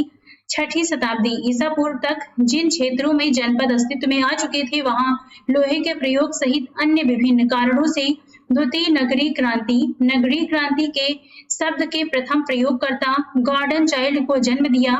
इसलिए इस शताब्दी को भारतीय इतिहास का प्रस्थान बिंदु कहा जाता है। प्रमुख स्रोत क्या है, हमें कहां से पता चलता है इसके बारे में। बौद्ध ग्रंथ के अंगुत्तर निकाय, जैन ग्रंथ के भगवती सूत्र, पाणिनि के अष्टाध्यायी महापरिनिर्वाण सूत्र से। 16 महाजनपदों का उल्लेख किया गया है जैन ग्रंथ भगवती सूत्र में और बौद्ध ग्रंथ अंगुत्तर निकाय में। 16 महाजनपदों के नाम अंगुत्तर निकाय के अनुसार हैं काशी, कोसल, अंग, मगध, वज्ज, मल्ल, वत्स, चेदी, कुरु, पांचाल, मत्स्य, गांधार, कंबोज, अवंती, सूरसेन, अस्मक। तो ये हो गए 16 महाजनपद। नेक्स्ट अब देखते हैं 2 राजधानियों वाले महाजनपद। पहला है इसमें कोसल। उत्तरी भाग की राजधानी है श्रावस्ती और दक्षिणी भाग की राजधानी साकेत कुशावती। मल्ल की राजधानी है पावा, कुशीनारा राजधानियां हैं। पांचाल की है उत्तरी पांचाल की राजधानी अहिच्छत्र और दक्षिणी पांचाल की राजधानी काम्पिल्य। अवंती की है उत्तरी अवंती की राजधानी उज्जैनी, दक्षिणी अवंती की राजधानी महिष्मती। महिष्मती के बारे में अपने मूवी में नाम सुना होगा। बुद्धकालीन प्रमुख गणराज्य के बारे में देखते हैं। कुशीनारा के मल्ल, पावा के मल्ल, कपिलवस्तु के शाक्य, अलकप्प के बुली, केशपुत्त के कलाम, सुमसुमार गिरी के भाग्य, वैशाली के लिच्छवी, मिथिला के विदेह, रामग्राम के कोली, पिप लिबन के मोरी। तो ये हमने देखा बुद्धकालीन प्रमुख गणराज्य के बारे में। अब देखते हैं कुछ इंपॉर्टेंट पॉइंट। बुद्ध काल का सबसे बड़ा तथा शक्तिशाली गणराज्य है वज्जी। पुराणों के अनुसार मगध पर शासन करने वाला पहला राजवंश है बृहद्रथ वंश। बौद्ध ग्रंथों के अनुसार मगध का प्रथम प्रतापी शासक है बिंबिसार। महाभारत के अनुसार काशी का सबसे शक्तिशाली शासक है बृहदत्त। रामायण कालीन कोसल राज्य की राजधानी है अयोध्या। प्राचीन श्रावस्ती का नगर विन्यास था अर्धचंद्राकार। प्रारंभिक बौद्ध साहित्य में वर्णित बुद्धकालीन 6 महानगरियां हैं चंपा, साकेत, राजगिरी, वाराणसी, श्रावस्ती और कौशाम्बी। नेक्स्ट अब देखते हैं सिक्कों के बारे में। सिक्कों का अध्ययन कहलाता है न्यूमिस्मेटिक्स। भारत के प्राचीनतम सिक्के 6ठी शताब्दी ईसा पूर्व से मौर्य काल के मध्य से प्राप्त होते हैं। आहत सिक्के या इन्हें पंचमार्क सिक्के कहते हैं। ये चांदी से निर्मित होते थे और इन पे ठप्पे का निशान होता था, यानी ठप्पे का निशान, जिन भी कोई कुछ चीजें बना के उस पर ठप्पा लगा दिया जाता था उसे कहा जाता था आहत सिक्के या फिर पंचमार्क सिक्के। अब देखते हैं विविध के अंतर्गत कुछ पॉइंट। अश्वमेध यज्ञ कराने वाले शासक के नाम देखते हैं इसमें। पुष्पमित्र शुंग, इन्होंने 2 अश्वमेध यज्ञ कराए थे। धनदेव का अयोध्या अभिलेख में उल्लेख है। वाकाटक नरेश प्रवर सेन ने 4 अश्वमेध यज्ञ करवाए थे। सातकर्णी प्रथम 2 अश्वमेध यज्ञ करवाए थे नाना घाट अभिलेख के अनुसार। समुद्रगुप्त कुमार गुप्त प्रथम ने 1 अश्वमेध यज्ञ करवाए थे। अश्वमेध प्रकार के सिक्के भी जारी किए। चोल वंश राजा धीराज 1 अश्वमेध यज्ञ करवाया था पुलकेशिन प्रथम ने एक अश्वमेध यज्ञ करवाया। एहुल अभिलेख के अनुसार काशी के भारसिंह नाग ने 10 अश्वमेध यज्ञ किया। कदम्ब वंश के संस्थापक मयूर शर्मा ने 18 अश्वमेध यज्ञ किया। सवाई राजा जयसिंह ने 1 अश्वमेध यज्ञ किया था। तो ये हमने देखा अश्वमेध यज्ञ करने वाले शासकों के नाम, इनके नाम आप ध्यान रख सकते हैं। अब देखते हैं मगध के उत्कर्ष के बारे में। इसका पहला वंश है हर्यक वंश। इसे पितृहंता वंश भी कहते हैं क्योंकि इसके जो पुत्र होते हैं वो अपने पिता की हत्या करके शासक बनते हैं। इसके जो वास्तविक शासक हैं ये है बिंबिसार। इनका परिचय देखते हैं। जैन साहित्य में श्रेणिक नाम है इनका। महावंश 15 वर्ष की आयु में मगध के नरेश बनते हैं। इनका विवाह हुआ था। पहला विवाह चेटक लिच्छवी शासक की पुत्री चेलना के साथ किया था। दूसरा विवाह कोसल नरेश प्रसेनजित की बहन महाकोसला के साथ किया। तीसरा विवाह मद्र नरेश की राजकुमारी क्षेमा के साथ किया था। युद्ध के बारे में देखते हैं तो ब्रह्मदत्त को परास्त कर अंग का विलय किया था इन्होंने। इनकी हत्या इनके पुत्र अजातशत्रु के द्वारा की जाती है। जो इनका पुत्र है ये है अजातशत्रु, ये बिंबिसार का पुत्र है। बिंबिसार के बाद में अजातशत्रु शासक बनता है। इसका अन्य नाम है कुड़िक। प्रसेनजित की पुत्री वाजिरा से विवाह किया। प्रथम बौद्ध संगीत का आयोजन करवाया गया इसके समय में। पाटिलपुत्र की स्थापना किया था अजातशत्रु ने। उदयन पुत्र के द्वारा इसकी हत्या कर दी जाती है। अजातशत्रु के बाद उदयन शासक बनता है जो कि अजातशत्रु का पुत्र था। मगध साम्राज्य की राजधानी को उदयन ने राजगृह से पाटिलपुत्र स्थानांतरित किया था। इसके बाद आता है शिशुनाग वंश। इसके संस्थापक हैं शिशुनाग। इसका परिचय देखते हैं। महावंश टीका लिच्छवी राजा की वैश्या पत्नी से उत्पन्न हुए थे। पुराणों में इन्हें क्षत्रिय उत्पत्ति कही गई है। अब देखते हैं अवंती की विषय। मगध साम्राज्य की सीमा मालवा तक थी। वत्स और कौशल पर अधिकार कर लिया। गिरिव्रज के अतिरिक्त वैशाली नगर को दूसरी राजधानी बनाया था।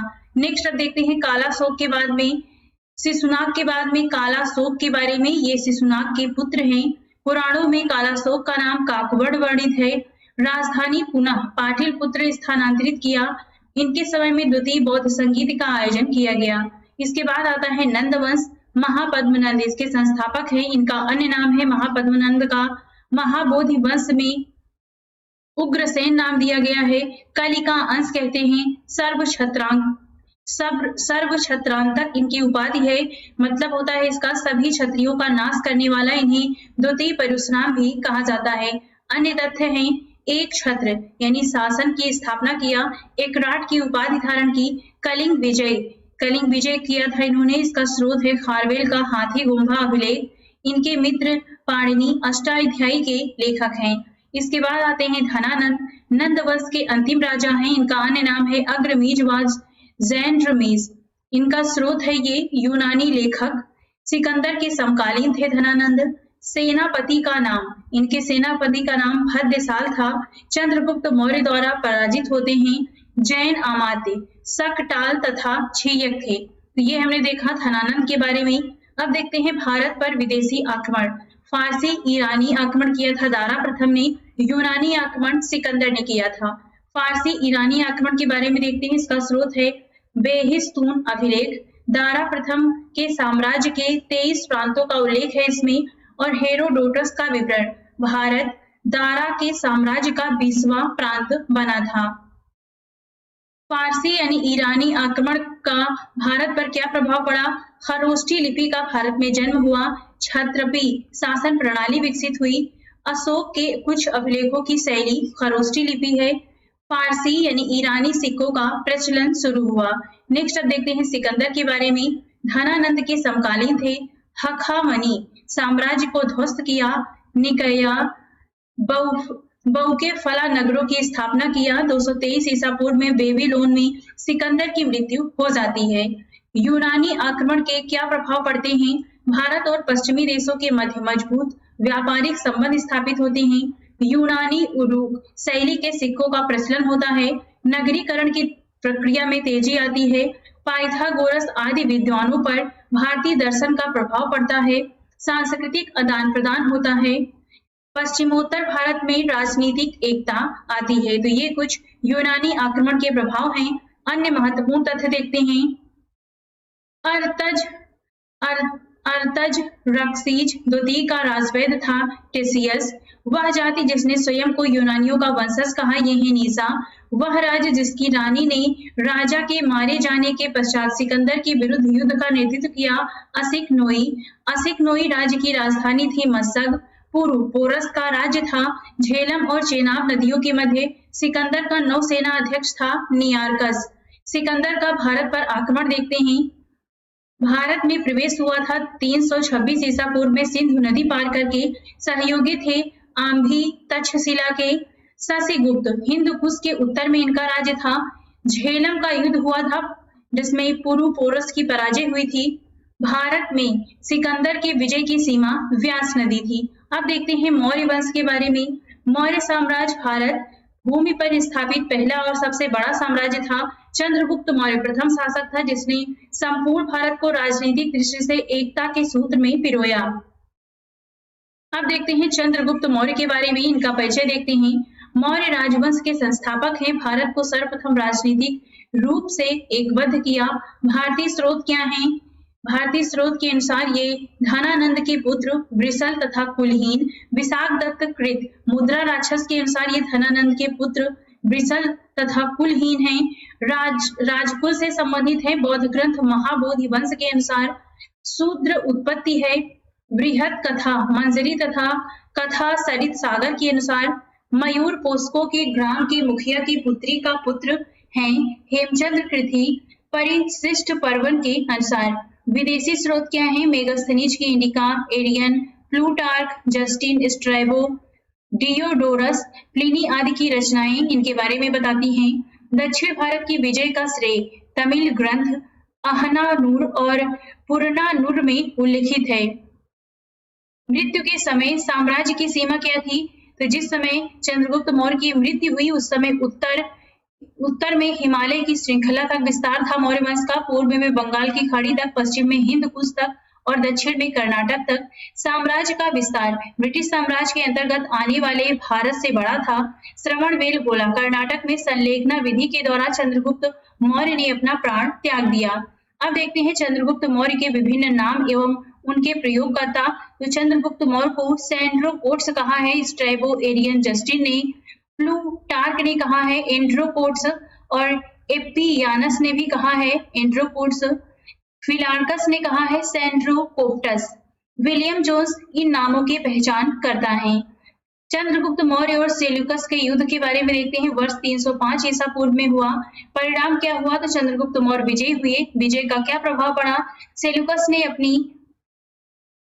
ने अपनी पुत्री हेलेना का विवाह चंद्रगुप्त मौर्य से कर दिया। एरिया, हेरात, अराकोसिया, कांधार, पेनी सदाई, काबुल तथा जेड्रोसिया, मकरान, बलूचिस्तान संधि में चंद्रगुप्त को मिल गए। मेगस्थनुस राजदूत बनकर मौर्य दरबार में आया था। अब देखते हैं चंद्रगुप्त के बाद में बिंदुसार के बारे में। इनका अन्य नाम है अमित्रो केजी अर्थात अमित्रघात यूनानी लेखक के अनुसार। सिंहसेन जैन धर्म के अनुसार। तक्षशिला में विद्रोह को दबाने के लिए पुत्र अशोक को भेजा था बिंदुसार ने। दिव्यावदान के अनुसार। स्ट्रैबो के अनुसार सीरिया के राजा एंटियोकस के राजदूत डाइमेकस का आगमन किया था। प्लिनी के अनुसार मिस्र के राजा टॉलमी द्वितीय फिलाडेल्फस के राजदूत डायनोसिस का आगमन किया था। सीरिया के शासक एंटियोकस से 3 मांग की थी। एथनियस द्वारा उल्लेख किया गया है। तो ये 3 मांगे हैं, मीठी मदिरा, सूखी अंजीर और दासनी की। अब देखते हैं सम्राट अशोक के बारे में। बौद्ध साक्ष्यों के अनुसार अशोक अपने पिता के शासनकाल में उपराजा था अवंती का। अशोक का राज्याभिषेक हुआ था 269 ईसा पूर्व में। पुराणों में अशोक का नाम है अशोक वर्धन। बौद्ध धर्म की तीसरी संगीति आयोजित हुई थी सम्राट अशोक के शासनकाल में। निग्रोध द्वारा अशोक को बौद्ध धर्म में दीक्षित किए जाने का उल्लेख है। दीप वंश व महावंश में उपगुप्त द्वारा अशोक को बौद्ध धर्म में दीक्षित किए जाने का उल्लेख मिलता है दिव्यावदान में। नेक्स्ट अब देखते हैं अशोक के अभिलेख के बारे में। तो इनके अभिलेख हैं गुहालेख, शिलालेख, स्तंभलेख। स्तंभलेख में दीर्घ स्तंभलेख है, लघु स्तंभलेख है। शिलालेख में दीर्घ शिलालेख है, लघु शिलालेख है। शिलालेख के बारे में देखते हैं तो इनकी लिपि है। दीर्घ शिलालेख की लिपि है ब्राह्मी, खरोष्टी, अरमाइक, ग्रीक और लघु शिलालेख की है दीर्घ एवं लघु स्तंभ। गुहा लेख की है ब्राह्मी। लघु शिलालेख की दीर्घ एवं लघु स्तंभ लेख है इसमें, और गुहा लेख की लिपि है ब्राह्मी।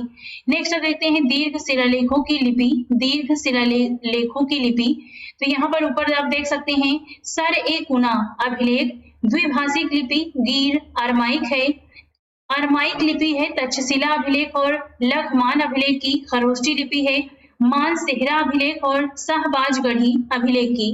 नेक्स्ट है मौर्यकालीन प्रमुख गुफाएं देखते हैं। अशोक के काल में निर्मित हुई सुदामा गुफा, कर्ण चौपड़ गुफा, विश्व झोपड़ी गुफा आजीवकों को दान में दी गई। नागा अर्जुनी एवं बराबर पहाड़ियों पर इनका निर्माण हुआ। दशरथ के काल में निर्मित हुई लोमस ऋषि की गुफा, गोपिका गुफा, बड़थिका गुफा, बहियक गुफा। सोह गौरा ताम्र अभिलेख गोरखपुर और महास्थान अभिलेख बोगरा बांग्लादेश।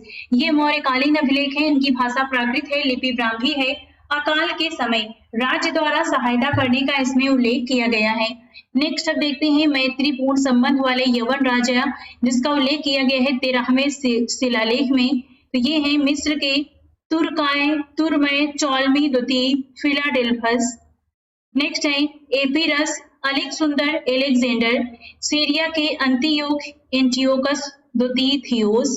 नेक्स्ट है मसिडोनिया, मकदोनिया के अंतिकिन, एंटीगोनस, गोनातास, साइरिन के मग मैगस। तो ये है मैत्रीपूर्ण संबंध वाले यवन राजा, इसका उल्लेख 13वें शिलालेख में किया गया है। मेगस्थनीस द्वारा वर्णन किया गया है नगर प्रशासन का, जिसमें पाटलिपुत्र नगर का प्रशासन 30 सदस्यों वाली 6 समितियों द्वारा होता था। प्रत्येक समिति में 5 सदस्य थे। तीसरी समिति जनगणना का हिसाब करती थी। छठी समिति बकरी बिक्री कर वसूलना था इसका कार्य। करों की चोरी पर मृत्यु दंड का प्रावधान था। नगर के पदाधिकारियों का नाम एस्टिनोमोई था। भारतीय समाज के बारे में देखते हैं।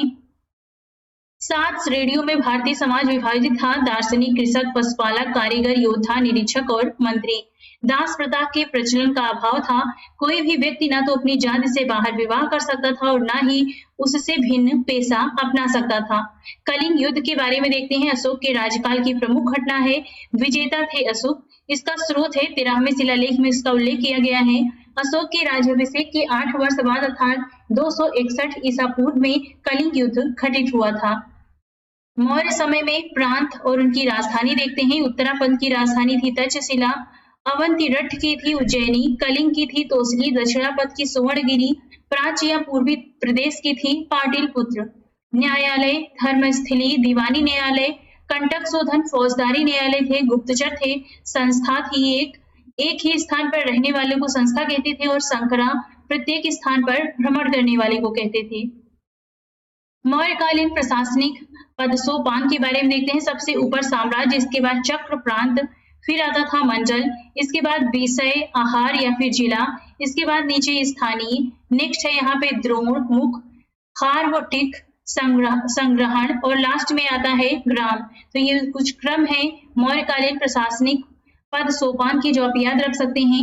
नेक्स्ट अब देखते हैं चाणक्य के बारे में। ऋषि चाणक्य ने अपने पुत्र का नाम चाणक्य रखा। कौटिल्य तथा विष्णुगुप्त नाम की साम्यता चाणक्य से की जाती है।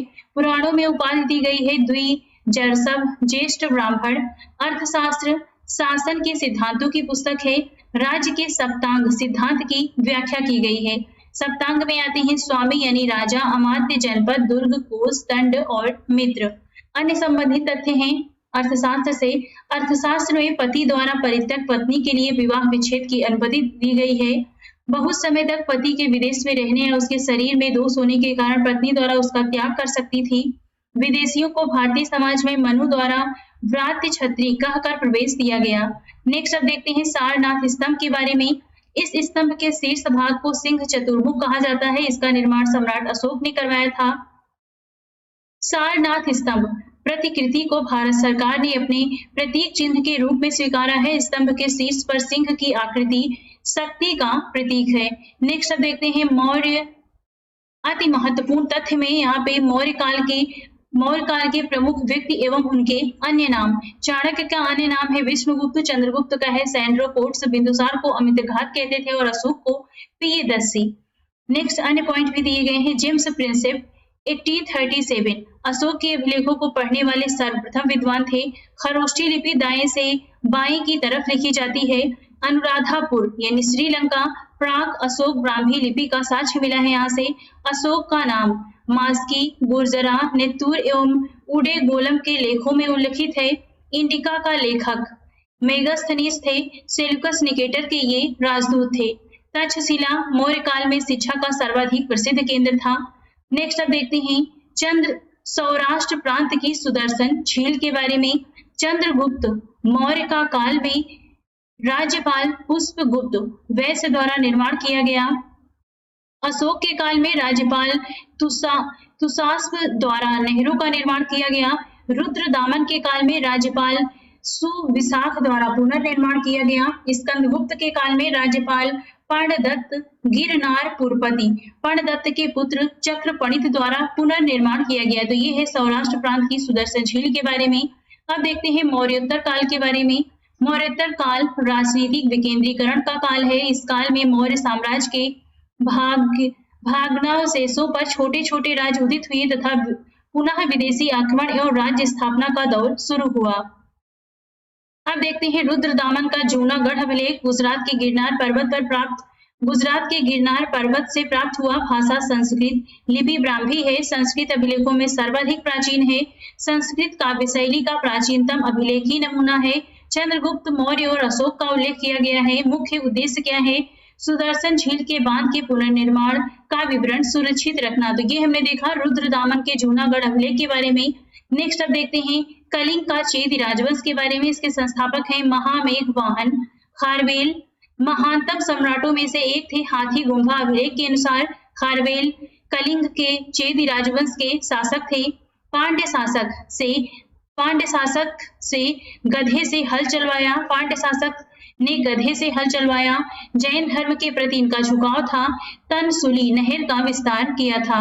नेक्स्ट देखते हैं गांधार शैली के बारे में। भारतीय और यूनानी आकृति की मिश्रित शैली है। प्रमुख संरचक है शक और कुषाण। मूर्तियां बनाने के लिए मुख्यतः हरित स्तरित या शिष्ट चट्टान का प्रयोग किया जाता है। नेक्स्ट है शुंग वंश। संस्थापक है पुष्पमित्र शुंग। भारद्वाज गोत्र के ब्राह्मण। पतंजलि के अनुसार ये भारद्वाज गोत्र के ब्राह्मण थे। यवनों को परास्त किया था। पुष्पमित्र के पुरोहित थे पतंजलि। अंतिम राजा है शुंग वंश के देवभूति। अयोध्या लेख के अनुसार पुष्पमित्र ने 2 अश्वमेध यज्ञ किए थे। नेक्स्ट अब देखते हैं कुषाण वंश के बारे में। कुजुल कटफिसेस इन्होंने केवल तांबे के सिक्के जारी किए। सिक्कों पर धर्मथिदस तथा धर्मथिद उत्कीर्ण है। नेक्स्ट है विम कटफिसेस। स्वर्ण एवं तांबे के सिक्के चलाए इन्होंने। सिक्कों पर शिव, त्रिशूल एवं नंदी की आकृति अंकित थी। इसके बाद आते हैं कनिष्क। चौथी बौद्ध संगीत कुंडलवन कश्मीर में कनिष्क के समय हुई थी। इनके दरबार में नागार्जुन, पाश तथा चरक थे। सिक्कों पर बुद्ध का अंकन होता था। आश्रित विद्वान है वासुमित्र। सारनाथ बौद्ध अभिलेख। राजकवि अश्वघोष थे। तो ये कुछ कनिष्क से संबंधित पॉइंट है जो आप याद रख सकते हैं। कण्व वंश के संस्थापक है वासुदेव कण्व। अब देखते हैं सातवाहन वंश के बारे में। इसके संस्थापक हैं सिमुक। वास्तविक राजधानी थी पैठन या फिर प्रतिष्ठान। आरंभिक राजधानी अमरावती। सातकर्णी उपाधि धारण करने वाले सातवाहन वंश के प्रथम राजा थे। गौतमी पुत्र सातकर्णी की उपाधियां हैं अद्वितीय ब्राह्मण, वर्ण व्यवस्था का रक्षक, वेदों का आश्रयदाता, शक शासक नहपान को इन्होंने पराजित किया था। देखते हैं मौर्योत्तर काल से संबंधित कुछ इंपॉर्टेंट पॉइंट। योधेयों के सिक्कों का अंकन मिलता है कार्तिकेय का। योधेयों के सिक्कों पर अंकन मिलता है कार्तिकेय का। उत्तर पश्चिम भारत में स्वर्ण सिक्कों का प्रचलन करवाया था हिंद यवन राजाओं ने। बाल विवाह की प्रथा प्रारंभ हुई थी कुषाण काल में प्रथम शताब्दी में। संकर्षण एवं वासुदेव अंकित है। अगाथोक्लीस के सिक्कों पर अफगानिस्तान का बामियान प्रसिद्ध था बुद्ध प्रतिमा के लिए। पहला ईरानी शासक जिसने भारत के कुछ भूभाग को अपने अधीन किया डेरियस प्रथम 522 से 486 ईसा पूर्व के मध्य इनका समय है। अब देखते हैं गुप्त काल एवं गुप्तोत्तर काल के बारे में। मौर्योत्तर युगीन राजनीतिक विकेंद्रीकरण को गुप्तों ने समाप्त किया, किंतु सामंतवादी व्यवस्था तथा हूणों के आक्रमण के कारण कालांतर में पुनः राजनीतिक विकेंद्रीकरण तथा आपसी टकराव का एक ऐसा दौर शुरू हो जाता है जो आगे चलकर भारत में इस्लामी सत्ता की स्थापना में मदद करता है। गुप्त वंश के बारे में देखते हैं। इसका परिचय लगभग 775 से 550 ईस्वी तक इनका शासन रहा। संस्थापक है महाराज श्रीगुप्त। लगभग 275 ईस्वी में प्रथम शक्तिशाली शासक हैं चंद्रगुप्त प्रथम। चंद्रगुप्त प्रथम के बारे में देखते हैं। इनका समय है 319 से 335 ईस्वी तक। महाराजा धीराज की चंद्रगुप्त प्रथम ने उपाधि धारण की थी। गुप्त संवत के शुरुआत किया था। लिच्छवी राजकुमारी कुमार देवी से विवाह किया था। नेक्स्ट है समुद्रगुप्त। विंसेंट ए स्मिथ ने भारतीय नेपोलियन की उपाधि दी है इन्हें। प्रयाग प्रशस्ति, इनके समय में हरिसेन द्वारा प्रशंसात्मक वर्णन किया गया चंद्रगुप्त की विजयों का उल्लेख किया गया है प्रयाग प्रशस्ति में। उपाधि है इनकी पराक्रमांक। समकालीन दक्षिण भारत के नरेश और उनसे संबंधित राज्य देखते हैं। तो दक्षिण भारत के नरेश हैं धनंजय, ये हैं उत्तरपुर के नीलराज और मुक्त के उग्रसेन, पालक्का, विष्णुगोपा, कांची के। नेक्स्ट इसके बाद आते हैं चंद्रगुप्त द्वितीय। इनका अन्य नाम है देवगुप्त, देवराज आदि उपाधियां हैं। विक्रमादित्य, सकारी, शक विजेता, देवश्री आदि। मेहरौली लेख, विष्णुगुप्त पर्वत पर विष्णु ध्वज की स्थापना किया था। वर्तमान में कुतुब मीनार के समीप स्थित है।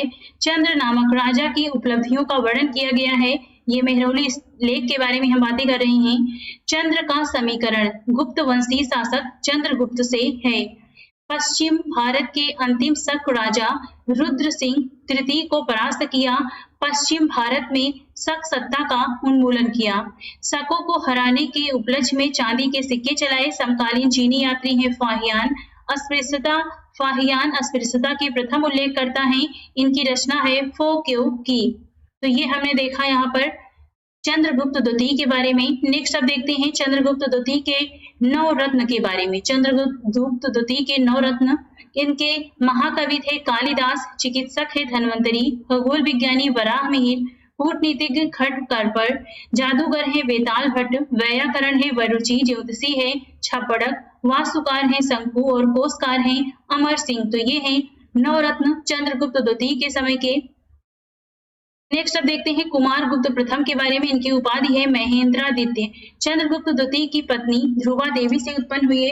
सर्वाधिक प्राप्त गुप्तकालीन अभिलेख इसी के समय के हैं। ताम्रपत्र, धनदेह, दामोदरपुर और बैग्राम से प्राप्त हुए हैं। स्वर्ण, रजत तथा ताम्र मुद्राएं प्राप्त हुई हैं इनके समय की। विलसड अभिलेख, गुप्तों की वंशावली। विलसड अभिलेख के अनुसार गुप्तों की वंशावली कुमार गुप्त तक है। पुष्पमित्रों का आक्रमण हुआ, स्कंद गुप्त के द्वारा ये पराजित हुए। नेक्स्ट अब देखते हैं स्कंद गुप्त के बारे में। इनकी उपाधि है क्रमादित्य। स्वर्ण सिक्के जारी किए जिसपे मुख भाग पे धनुष बाण लिए हुए राजा की आकृति है और पृष्ठ भाग पे पद्मासन में विराजमान लक्ष्मी की आकृति है। स्कंद गुप्त उत्कीर्ण, श्री स्कंद गुप्त उत्कीर्ण है। खुसनेबाज के नेतृत्व में हुणों का पहला आक्रमण हुआ था। इसमें स्कंद गुप्त विजयी हुए थे। कुछ सिक्कों पर गरुड़ ध्वज तथा क्रमादित्य अंकित है। नेक्स्ट देखते हैं तोरमाड़ के बारे में। भारत पर दूसरे हुण आक्रमण के नेता हैं। एरण से क्या प्राप्त हुआ? तो वराह प्रतिमा पर खुदा हुआ ये एक लेख है। धन्य विष्णु तोरमाड़ के सामंत थे। मिहिर कुल तोरमाड़ का पुत्र एवं उत्तराधिकारी था। नरसिंह गुप्त बालादित्य ने इसे पराजित किया। अब देखते हैं अर्थव्यवस्था के बारे में। ताम्रलिप्ति बंगाल का एक प्रमुख बंदरगाह है। उत्तरी भारतीय व्यापार का संचालन होता था यहाँ से। दक्षिण पूर्व एशिया, चीन, लंका, जावा, सुमात्रा से ताम्रलिप्ति से व्यापार होता था। नेक्स्ट है भड़ोच, पश्चिमी भारत का प्रमुख बंदरगाह है। पश्चिमी देशों के साथ समुद्री व्यापार होते थे। श्रेणियां क्या होता है? विशेष महत्व के संगठन है। व्यापारियों द्वारा व्यापार के समुचित संचालन हेतु स्थापित की गई। अपने सदस्यों पर न्यायिक अधिकार था इनका। सदस्यों के वेतन, काम करने के नियमों, मानकों एवं कीमतों का निर्धारण करते हैं। प्रत्येक श्रेणी का अपना प्रमुख होता है। अपने नियम स्वनिर्मित करते हैं। नेक्स्ट अब देखते हैं अन्य पॉइंट। सिद्धांत शिरोमणि लीलावती के लेखक है भास्कराचार्य। आयुर्वेद शास्त्र के हैं धन्वंतरी। स्वर्ण मुद्रा के लेखक, स्वर्ण मुद्रा दीनार कहते थे और चांदी के सिक्कों को रूपक कहा जाता था। अब देखते हैं एरण अभिलेख के बारे में। सती प्रथा का प्रथम अभिलेखी साक्ष्य प्राप्त हुआ 510 ईस्वी का अभिलेख है। सेनापति गोपराज की स्त्री के सती होने का उल्लेख एरण अभिलेख में किया गया है। नेक्स्ट है मंदसौर अभिलेख, कुमार गुप्त प्रथम के समय का है। राज्यपाल बंधु वर्मा का उल्लेख किया गया है। सूर्य मंदिर का निर्माण हुआ है इसी में। पट्टवाय रेशम बुनकर श्रेणी का उल्लेख किया गया है। नेक्स्ट है उद्रंग स्थायी किसानों से भूमिकर था। 1/6 भू राजस्व की दर उपज का होता था। विदक भागम प्राचीन भारत में सिंचाई कर था। कौशे रेशम का पर्याय है। संस्कृत गुप्तकालीन लोग उच्च लोगों की भाषा थी। वारंगल लोहे के उपकरणों हेतु प्रसिद्ध है। मृक्ष कटिकम शूद्रक की रचना है। शतरंज गुप्त काल के दौरान उद्भूत खेल था। नेक्स्ट देखते हैं गुप्तकालीन दक्षिण भारत के बारे में। वाकाटक वंश के संस्थापक है विंध्य शक्ति प्रवर सेन। इनका समय है 275 से 335 ईस्वी के मध्य। धर्म महाराज की उपाधि धारण किया था। प्रवर सेन प्रथम ने सम्राट की उपाधि धारण किया और 4 अश्वमेध यज्ञ करवाए थे। भारतीय खट दर्शन अंतिम रूप से संकलित हुआ था गुप्त काल में। इसके बारे में देखते हैं। कपिल मुनि का है सांख्य दर्शन। योग है पतंजलि का। गौतम का है न्याय। वैशेषिक है कर्णाद का और जैमिनी का है पूर्व मीमांसा। बदरायण का है उत्तर मीमांसा वेदांत। तो ये है भारतीय खट दर्शन जिनका अंतिम रूप से संकलन किया गया था गुप्त काल के समय। नेक्स्ट अब देखते हैं विविध के बारे में। विविध के अंतर्गत दिए गए पॉइंट्स। पुष्पमित्र और हूणों के साथ स्कंदगुप्त के युद्ध का वर्णन मिलता है भीतरी स्तंभ लेख में। अशोक स्तंभ मूलतः कौशाम्बी में स्थित था। इसे इलाहाबाद में स्थापित करवाने वाला शासक का नाम है अकबर। गुप्त शासकों में सर्वप्रथम चांदी के सिक्के जारी करने वाला शासक था चंद्रगुप्त द्वितीय। गुप्त शासकों द्वारा जारी किए गए चांदी के सिक्कों का नाम था रूपक। गुप्त काल में कला एवं साहित्य में हुई प्रगति के आधार पर इस काल का अन्य नाम पड़ा प्राचीन भारत का स्वर्ण। अब देखते हैं गुप्तोत्तर भारत के बारे में। गुर्जर जाति का प्रथम उल्लेख किया गया है युगल प्रशस्ति में। गुर्जर प्रतिहार वंश का संस्थापक था नागभट्ट प्रथम। राष्ट्रकूट के संस्थापक थे चंतिदुर्ग। हर्ष ने अपनी राजधानी स्थानांतरित की थी थानेश्वर से कन्नौज। नोट करके दिया गया है मौखर शासकों की राजधानी कन्नौज थी। अब देखते हैं ऐहोल प्रशस्ति के बारे में। पुलकेशिन द्वितीय एवं हर्ष के मध्य युद्ध का वर्णन है इसमें। यह युद्ध नर्मदा नदी के तट पर लड़ा गया जिसमें हर्ष पराजित हुआ। इसके रचयिता हैं रवि कीर्ति। अब देखते हैं ह्वेनसांग के बारे में। हर्ष के समय की प्रमुख घटना ह्वेनसांग का भारत आगमन। तांग शासकों की राजधानी चंगन से भारतवर्ष के लिए प्रस्थान किया। प्रसिद्ध ग्रंथ है सीयू की। भीनमाल की यात्रा किया। यात्रियों के राजकुमार की उपाधि दी गई। नालंदा विश्वविद्यालय की यात्रा एवं अध्ययन किया। यहाँ पर उल्लेख किया है मथुरा सूती वस्त्र के लिए प्रसिद्ध है और वाराणसी रेशम वस्त्रों के लिए प्रसिद्ध है। 4 धाम है बद्रीनाथ पुरी द्वारिका रामेश्वरम। कन्नौज के लिए त्रिकोणीय संघर्ष हुआ था गुर्जर प्रतिहार पाल और राष्ट्रकूटों में और अंतिम रूप से सफल हुए थे गुर्जर प्रतिहार। शंकराचार्य द्वारा स्थापित 4 मठ हैं। उत्तर ज्योतिर्मठ उत्तराखंड में। पूर्वी पुरी ओडिशा में। दक्षिण श्रृंगेरी कर्नाटक में और पश्चिम द्वारका गुजरात में। प्राचीन चीनी लेखकों द्वारा भारत को दिया गया नाम है इंतु थियानतु। नालंदा विश्वविद्यालय को नष्ट किया बख्तियार खिलजी के नेतृत्व में नष्ट किया गया। नेक्स्ट अब देखते हैं हर्ष से संबंधित कुछ पॉइंट। शासन काल की विस्तृत सूचना दरबारी कवि बाणभट्ट की रचना। शासन काल की विस्तृत सूचना दरबारी कवि बाणभट्ट की रचना हर्षचरित से प्राप्त होती है। आंशिक सूचनाओं का स्रोत है कलहड़कृत राजतरंगिणी। चीनी स्रोत है हर्ष एवं राजश्री। दोनों एक साथ कन्नौज के राज सिंहासन पर बैठते थे। तो यहाँ पे हम बात कर रहे हैं हर्ष की। राजधानी थी हर्ष की थानेश्वर और इसे थानेश्वर से कन्नौज स्थानांतरित किया।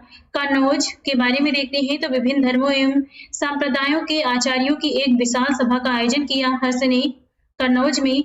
यहाँ पे 20 देशों के राजा सम्मिलित हुए। सभा के अध्यक्ष थे ह्वेनसांग। प्रयाग में महामोक्ष परिषद का आयोजन किया। अब देखते हैं प्राचीन भारत में स्थापत्य कला के बारे में। अन्य विधाओं की तरह ही प्राचीन भारतीय स्थापत्य कला भी एक कहानी है।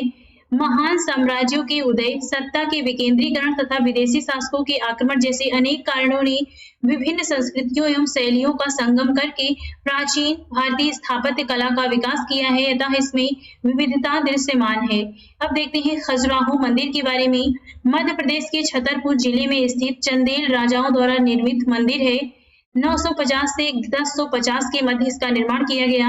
मंदिर की निर्माण शैली है नागर। यूनेस्को की विश्व धरोहर स्थल सूची में शामिल है। यहाँ पे अन्य मंदिर हैं 64 योगिनी ब्रह्म मंदिर, दूल्हा देव मंदिर, जिननाथ का मंदिर, पार्श्वनाथ मंदिर है जो कि यहाँ पे जैन मंदिर है ये, मातगेश्वर मंदिर भगवान शिव को समर्पित है। 85 मंदिरों के निर्माण का उल्लेख वैष्णव, शाक्त, शैव एवं जैन धर्म से संबंधित है। कंदरिया महादेव मंदिर सर्वोत्तम मंदिर है उस समय के खजुराहो में निर्मित मंदिरों में। तो ये हमने देखा कुछ पॉइंट खजुराहो मंदिर से संबंधित। अब देखते हैं एलिफेंटा के बारे में। तो ये गुफा मंदिर है, त्रिमूर्ति शिव की प्रतिमा है यहाँ पे। मंदिर का निर्माण राष्ट्रकूट शासकों के द्वारा किया गया है। कुल 7 गुफाएं हैं जिसमें से 5 गुफा हिंदू धर्म से संबंधित है और 2 गुफा बौद्ध धर्म से संबंधित है। अब देखते हैं एलोरा के बारे में। स्थिति है औरंगाबाद जिला महाराष्ट्र। प्रसिद्धि है शैलकृत गुफा मंदिर के रूप में। कैलाश मंदिर के बारे में देखते हैं जो एलोरा में है। शैलकृत स्थापत्य द्रविड़ शैली में बना है। कृष्ण प्रथम राष्ट्रकूट निर्माता है इसके। यहाँ पे कुल 34 शैलकृत गुफाएं हैं जिसमें से 1 से 12 बौद्ध धर्म से संबंधित हैं, 13 से 29 हिंदू धर्म से संबंध है और 30 से 34 जैन धर्म से संबंधित हैं। नेक्स्ट है सूर्य देव का मंदिर कोकाट में स्थित है। इसे काला पैगोडा भी कहते हैं। निर्माता है नरसिंह देव वर्मन प्रथम केसरी वंश से। 7 अश्वों की मूर्तियां हैं यहाँ पे। निर्माण काल है 13वीं शताब्दी। मंदिर का आधार क्या है तो विशाल चबूतरा पत्थर के तरासे हुए बने हैं। नेक्स्ट अब देखते हैं लिंगराज मंदिर के बारे में। ओडिशा के भुवनेश्वर में स्थित है। नागर शैली में निर्मित सर्वोत्तम मंदिर है। सबसे आकर्षक भाग है इसका शिखर। जजाति ययाति केसरी द्वारा निर्माण किया गया। निर्माण 11वीं शताब्दी में हुआ। नेक्स्ट है अंकोर वाट मंदिर अंगकोर यशोधरपुर कंबोडिया में स्थित है। सूर्यवर्मन द्वितीय द्वारा 12वीं शताब्दी में निर्मित हुआ। मूलतः विष्णु को समर्पित है। द्रविड़ शैली में निर्मित है। विश्व का सबसे बड़ा मंदिर परिषद है यहाँ पे। नेक्स्ट है सोनगिरी। स्थिति है दतिया मध्य प्रदेश के निकट। विशेषता क्या है जैन धर्म का पवित्र स्थान है। महत्वपूर्ण तथ्य हैं चारों ओर सफेद जैन मंदिर है। वर्तमान संदर्भ में 77 जैन मंदिर पहाड़ी पर हैं। 26 गांव में कुल 103 मंदिर हैं। अन्य तथ्य क्या हैं यहाँ पे जो 57वां मंदिर है मुख्य मंदिर पहाड़ी पर स्थित है। भगवान चंद्र प्रभु से संबंधित है। नेक्स्ट अब देखते हैं मंदिर स्थान और निर्माता के बारे में। इस तरफ निर्माता दिए गए हैं, यहाँ पे स्थान है, इस तरफ मंदिर के बारे में दिया गया है। पहला है दिलवाला जैन मंदिर माउंट आबू राजस्थान में स्थित है। भीमदेव प्रथम के सामंत विमल शाह ने बनवाया था। नेक्स्ट है पालीताड़ा जैन मंदिर शत्रुंजय पहाड़ी भावनगर गुजरात में स्थित है। मोढेरा सूर्य मंदिर मेहसाना गुजरात में स्थित है। भीमदेव प्रथम ने निर्माण करवाया इसका। नेक्स्ट है रथ मंदिर महाबलीपुरम तमिलनाडु में है। पल्लव शासक मुख्यतः नरसिंह वर्मन प्रथम ने बनवाया था। बृहदेश्वर मंदिर तंजावुर तमिलनाडु में है। राजराज प्रथम ने इसका निर्माण कराया। विरूपाक्ष मंदिर हम्पी कर्नाटक में स्थित है। पंचायतन क्या है मंदिर रचना शैली किसी मुख्य देवता और उसके साथ 4 अन्य देवताओं का मूर्ति समूह है। नेक्स्ट अब देखते हैं प्राचीन भारत में मंदिर निर्माण की विभिन्न शैलियों के बारे में। नागर शैली इसका प्रमुख उदाहरण है। उड़ीसा के मंदिर बेसर शैली इसे चाणक्य शैली कहते हैं। नागर द्रविड़ शैली का मिश्रण है। प्रमुख उदाहरण है वेलूर के चिन्ह केशव मंदिर। नेक्स्ट है द्रविड़ शैली का प्रमुख उदाहरण है एलोरा का कैलाश मंदिर। तंजावुर का बृहदेश्वर मंदिर। प्राचीन भारतीय इतिहास से विविध पॉइंट देखते हैं। अष्टांग मार्ग है प्रज्ञा शील समाधि के अंतर्गत। प्रज्ञा में है सम्यक दृष्टि सम्यक संकल्प सम्यक वाक और शील में है सम्यक कर्मांत सम्यक आजीव सम्यक व्यायाम। समाधि में है सम्यक स्मृति सम्यक समाधि। अब देखते हैं दशापुर शिलालेख के बारे में। मंदसौर से प्राप्त हुआ है। कुमार गुप्त के शासनकाल का इसमें उल्लेख किया गया है। कुमार गुप्त एक का राज्यपाल वधु वर्मा सूर्य मंदिर का निर्माण किया गया है। ये सभी बातें दसपुर शिलालेख में लिखी गई हैं। पट्टवाय श्रेणी सेती रेशम सूती बनने वाली समिति है। तो ये पट्टवाय श्रेणी का भी दसपुर शिलालेख में उल्लेख किया गया है। अब देखते हैं संगम युग के बारे में। पुरातात्विक साक्ष्यों के आधार पर विभिन्न विद्वानों ने यह अनुमान लगाया है कि भारतीय क्षेत्र में मानव का प्रसार दक्षिण से उत्तर की ओर हुआ था, किंतु भौतिक सभ्यता का विकास पहले उत्तर भारत में और इसके बाद दक्षिण की ओर दिखाई देता है। अब देखते हैं संगम के बारे में। 3 संगम हुए हैं। संगम क्या होता है? कुछ कवि होते थे, उनका जो सम्मेलन होता था, सभा होता था, उसे ही संगम कहते हैं। प्राचीन भारत में, दक्षिण भारत में ये संगम हुए हैं। तो 3 संगम हुए हैं।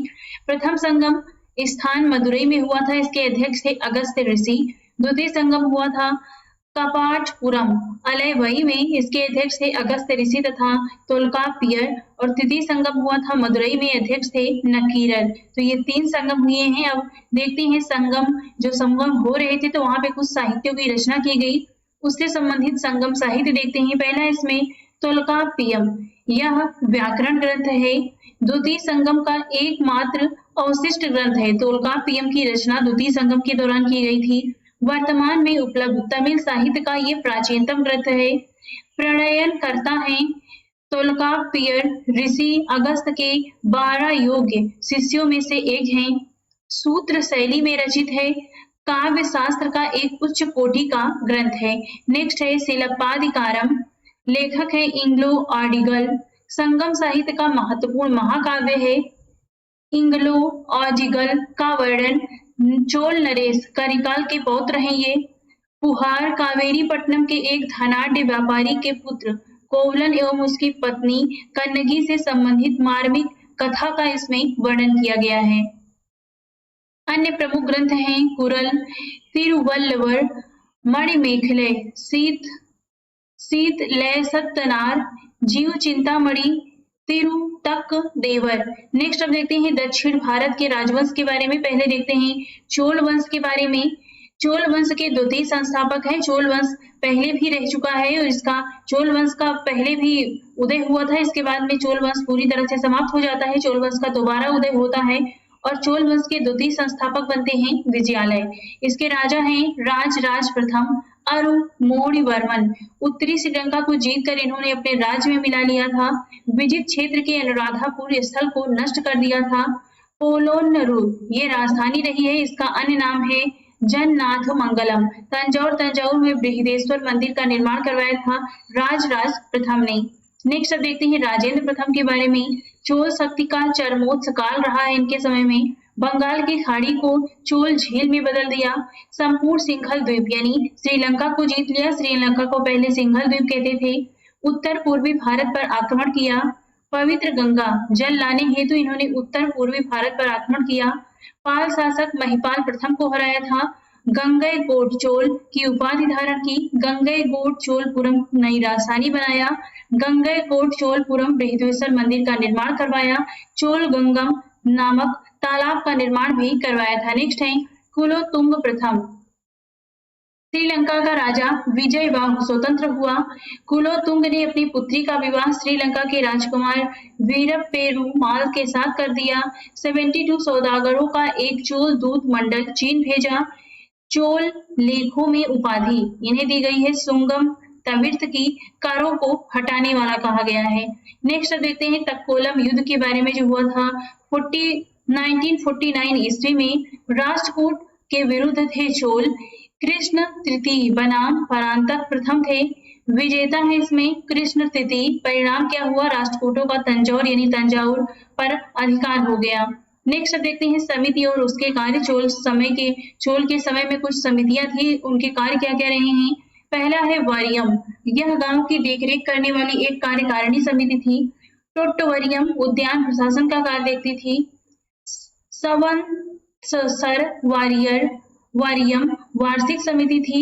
एरिवारियम तालाब समिति थी। पोनवारियम स्वर्ण समिति थी। चोल प्रशासन देखते हैं तो सबसे ऊपर जो साम्राज्य था यह प्रांत यानी मंडलम में बटा था और मंडलम कोट्टम वलनाडु में बटे थे। वलनाडु नाडु यानी जिले में बटे थे और जितने भी जिले थे नाडु थे ये उर या फिर ग्राम सभा में बांटे गए थे। चालुक्य वंश के बारे में देखते हैं। चालुक्य वंश के 3 भाग हैं।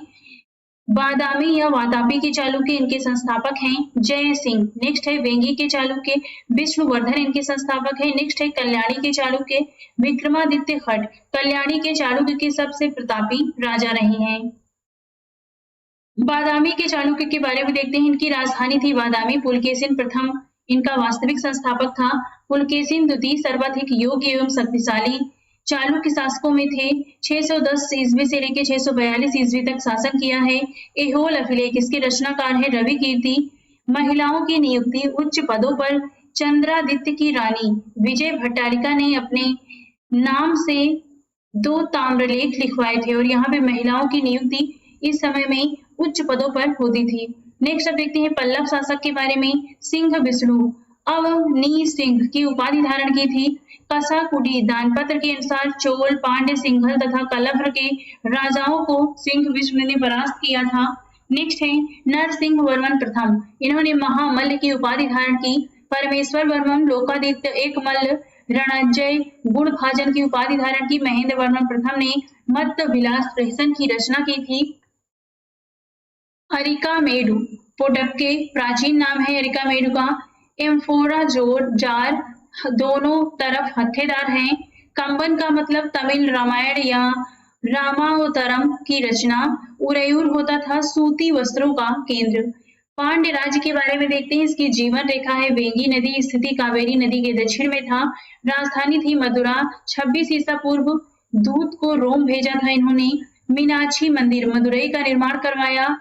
जयंत वर्मन शासक वन की उपाधि धारण की थी और इन्होंने मीनाक्षी मंदिर मदुरई का निर्माण करवाया था। अब देखते हैं प्राचीन साहित्य एवं उनके साहित्यकार। इस तरफ साहित्य दिए गए हैं, इस तरफ साहित्यकार हैं। मुद्रा राक्षस इसकी रचना किया था विशाख दत्त ने। अष्टाध्यायी की पाणिनि ने। ब्रह्म सिद्धांत की ब्रह्मगुप्त। आर्यभट्टियम की आर्यभट्ट। मिलिंद पन्हु की नागसेन। मालविका की मित्रम की कालिदास ने रचना किया। राज तरंगिणी की कल्हड़ ने। गीत गोविंद की जयदेव। पंचतंत्र की विष्णु शर्मा। सिद्धांत शिरोमणि की भास्कराचार्य। मिताक्षरा की विज्ञानेश्वर। मत्त विलास प्रहसन की महेंद्र वर्मन प्रथम ने। नेक्स्ट अब देखते हैं यहाँ पर साहित्य और उनके साहित्यकार। वराहमिहिर की रचना है बृहद जातक, पंच सिद्धांतिका, बृहद संहिता और दंडी की है काव्यादर्श, 10 कुमार चरितम। असुघोष की है बुद्ध चरित सौंदरानंद,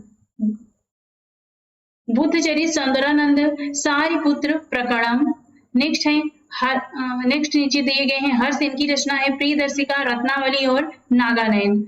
नेक्स्ट साहित्य और साहित्यकार के बारे में देखते हैं तो पतंजलि की लिखी गई है पतंजलि ने लिखी है महाभाष्य। यास्क की है निरुक्त। वात्स्यायन की कामसूत्र। कालिदास की मेघदूतम। भवभूत की उत्तर रामचरितम। कुमारदास की जानकी हरणम। शूद्रक की रचना है मृच्छकटिकम। भारवी की किरातार्जुनीयम। बाणभट्ट की है कादम्बरी। मेरुतुंग की प्रबंध चिंतामणि। भास की है स्वप्नवास वदत्ता। सर्ववर्मन की कातंत्र। भास्कराचार्य की लीलावती। अब देखते हैं पूर्व मध्य काल जो समय है 800 से 1200 ईस्वी के मध्य। इसके बारे में देखते हैं तो इसके बारे में क्या क्या पॉइंट दिए गए हैं। गुप्तोत्तर काल से भूमि अवदान का जो सिलसिला शुरू हुआ उसने गुप्त काल के आरंभ में उजड़ रही शहरी बस्तियों को पुनर्जीवन प्रदान किया। पूर्व मध्यकाल में राजनीतिक सत्ता के विकेंद्रीकरण से संगठित प्रतिरोध की शक्ति छीन पड़ने लगी जिसके कारण इस्लामी शासन की स्थापना हुई थी। अब देखते हैं इसमें इस समय पाल वंश थे तो इनके बारे में देखते हैं। इसके संस्थापक है गोपाल। धर्मपाल इसके अन्य शासक हैं। यह एक उत्साही बौद्ध थे। परम सौगात लेखों का नाम। विक्रमशिला सोमपुरी में बिहारों की स्थापना किया था धर्मपाल ने। नेक्स्ट देखते हैं देवपाल के बारे में। बौद्ध मतानुयायी थे। 5 गांवों को दान में दिया था। नालंदा में एक बौद्ध विहार बनवाने हेतु।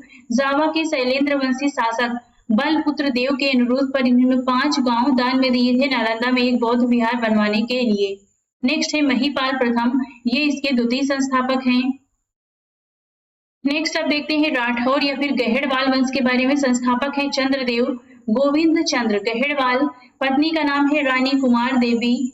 बौद्ध मतानुयायी थे। धर्मचक्र जिन विहार सारनाथ का निर्माण किया था। मंत्री लक्ष्मीधर जयचंद इसके अंतिम शासक रहे हैं। गहेड़वाल वंश के जो अंतिम शासक हैं वो जयचंद हैं।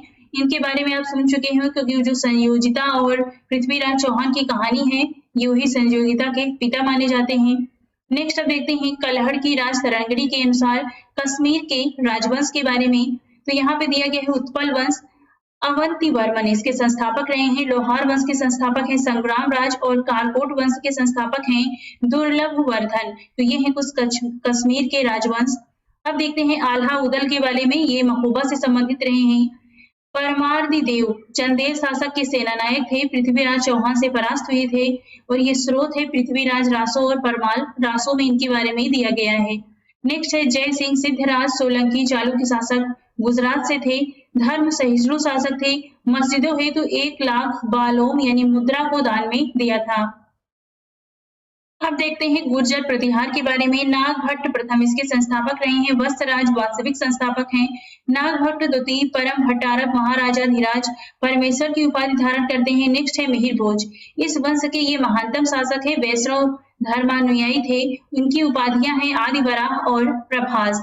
नेक्स्ट है सेन वंश, संस्थापक है सामंत सेन, वल्लाल सेन, ये निशंक शंकर की उपाधि धारण करते हैं, दान सागर की रचना करते हैं, अद्भुत सागर की रचना करते हैं। नेक्स्ट है लक्ष्मण सेन, 28 वर्षों तक शासन करते हैं, लक्ष्मण संवत की शुरुआत करते हैं।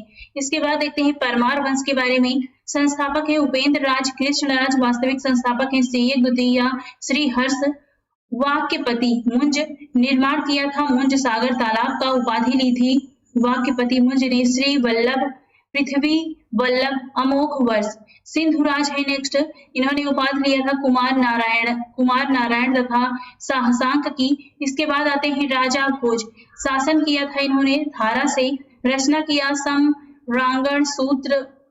समरांगण सूत्राधार, वास्तु शास्त्र से संबंधित है ये पुस्तक। इनकी अन्य रचना है सरस्वती कंठाभरण, सिद्धांत संग्रह, भोजशाला का निर्माण करवाया था, त्रिभुवन नारायण मंदिर चित्तौड़गढ़ में स्थित है, इनकी उपाधि है कविराज। तो ये हमने देखा राजा भोज के बारे में जो परमार वंश से संबंधित हैं। नेक्स्ट अब देखते हैं जेजाग भूमि क्या है, तो ये बुंदेलखंड का प्राचीन नाम है। चंदेल वंश के संस्थापक नन्नू के पौत्र जयसिंह या जेजा के नाम पर इसका नामकरण किया गया है। नेक्स्ट है हेमचंद्र, जैन विद्वान रहे हैं, सोलंकी वंश के शासक जयसिंह सिद्धराज के उत्तराधिकारी कुमार पाल के सलाहकार हैं। जयसिंह सिद्धराज ने इनको राजाश्रय प्रदान किया था। अब देखते हैं भारतीय इतिहास के अंतर्गत विभिन्न पॉइंट। अजमेर नगर के संस्थापक हैं अजय राज चौहान, भोजशाला मंदिर की अधिष्ठात्री देवी हैं भगवती सरस्वती, वाकपति की रचना की है गौड़ वहो ने, भूमि की सिंचाई के लिए प्रयुक्त जल चक्र है अरघट, कश्मीर का अकबर कहा जाता है जैनुल आबिदीन को, हिरण्यगर्भ यज्ञ किया था दंतिदुर्ग ने, दाय भाग के रचनाकार थे जिमूति वाहन, चतुर्वर्ग चिंतामणि के रचनाकार है हेमाद्री, सैन्य छावनी में पैदा होने वाला राष्ट्रकूट शासक था अमोघ वर्ष, धर्मपाल से संबंधित लेख है खालिमपुर लेख, हमीर महाकाव्य में चौहानों को बताया गया है सूर्यवंशी, पृथ्वीराज रासो के रचयिता हैं चंद बरदाई, परमाल रासो के रचयिता हैं जगनिक। अन्य महत्वपूर्ण तथ्य देखते हैं खजुराहो लेख में शासक हर्ष को कहा गया है परम भट्टारक, प्राचीन काल में पुड्रवर्धन भुक्ति अवस्थित था उत्तरी बंगाल क्षेत्र में। अब देखते हैं विविध के अंतर्गत अन्य पॉइंट। प्राचीन भारत में सिक्कों का प्रचलन कैसे हुआ, हिंद व यमन शासकों ने सर्वप्रथम लेख युक्त सिक्के जारी किए, हिंद यमन शासकों ने सर्वप्रथम सोने के सिक्के जारी किए, सर्वाधिक सोने के सिक्के जारी किए थे गुप्त शासकों ने, सर्वाधिक शुद्ध सोने के सिक्के जारी किए कुषाण शासकों ने। नेक्स्ट है हिंद यवन शासकों ने सर्वप्रथम राजाओं की आकृति युक्त सिक्के जारी किए थे। तो ये सिक्कों से संबंधित कुछ पॉइंट है जो आप ध्यान रख सकते हैं। भारतीय इतिहास में विविध के अंतर्गत देखते हैं विग्रहराज चतुर्थ चौहान के बारे में। चौहान वंश के सबसे शक्तिशाली शासक हैं, शासनकाल है 1153 से 1163 ईस्वी के मध्य, दिल्ली विजय सबसे प्रमुख विजय रही है। इनकी उपाधियां हैं परम भट्टारक, परमेश्वर, महाराजाधिराज, कवि बांधव, जयानक द्वारा दिया गया। विद्वानों में सर्वप्रथम सोमदेव विद्वानों में ये सर्वप्रथम थे। नेक्स्ट है सोमदेव द्वारा नोट करके दिया गया है, सोमदेव की रचना ललित विग्रह राज है। यहाँ पे हम देख रहे हैं भारतीय इतिहास के अंतर्गत विग्रहराज चतुर्थ चौहान के बारे में।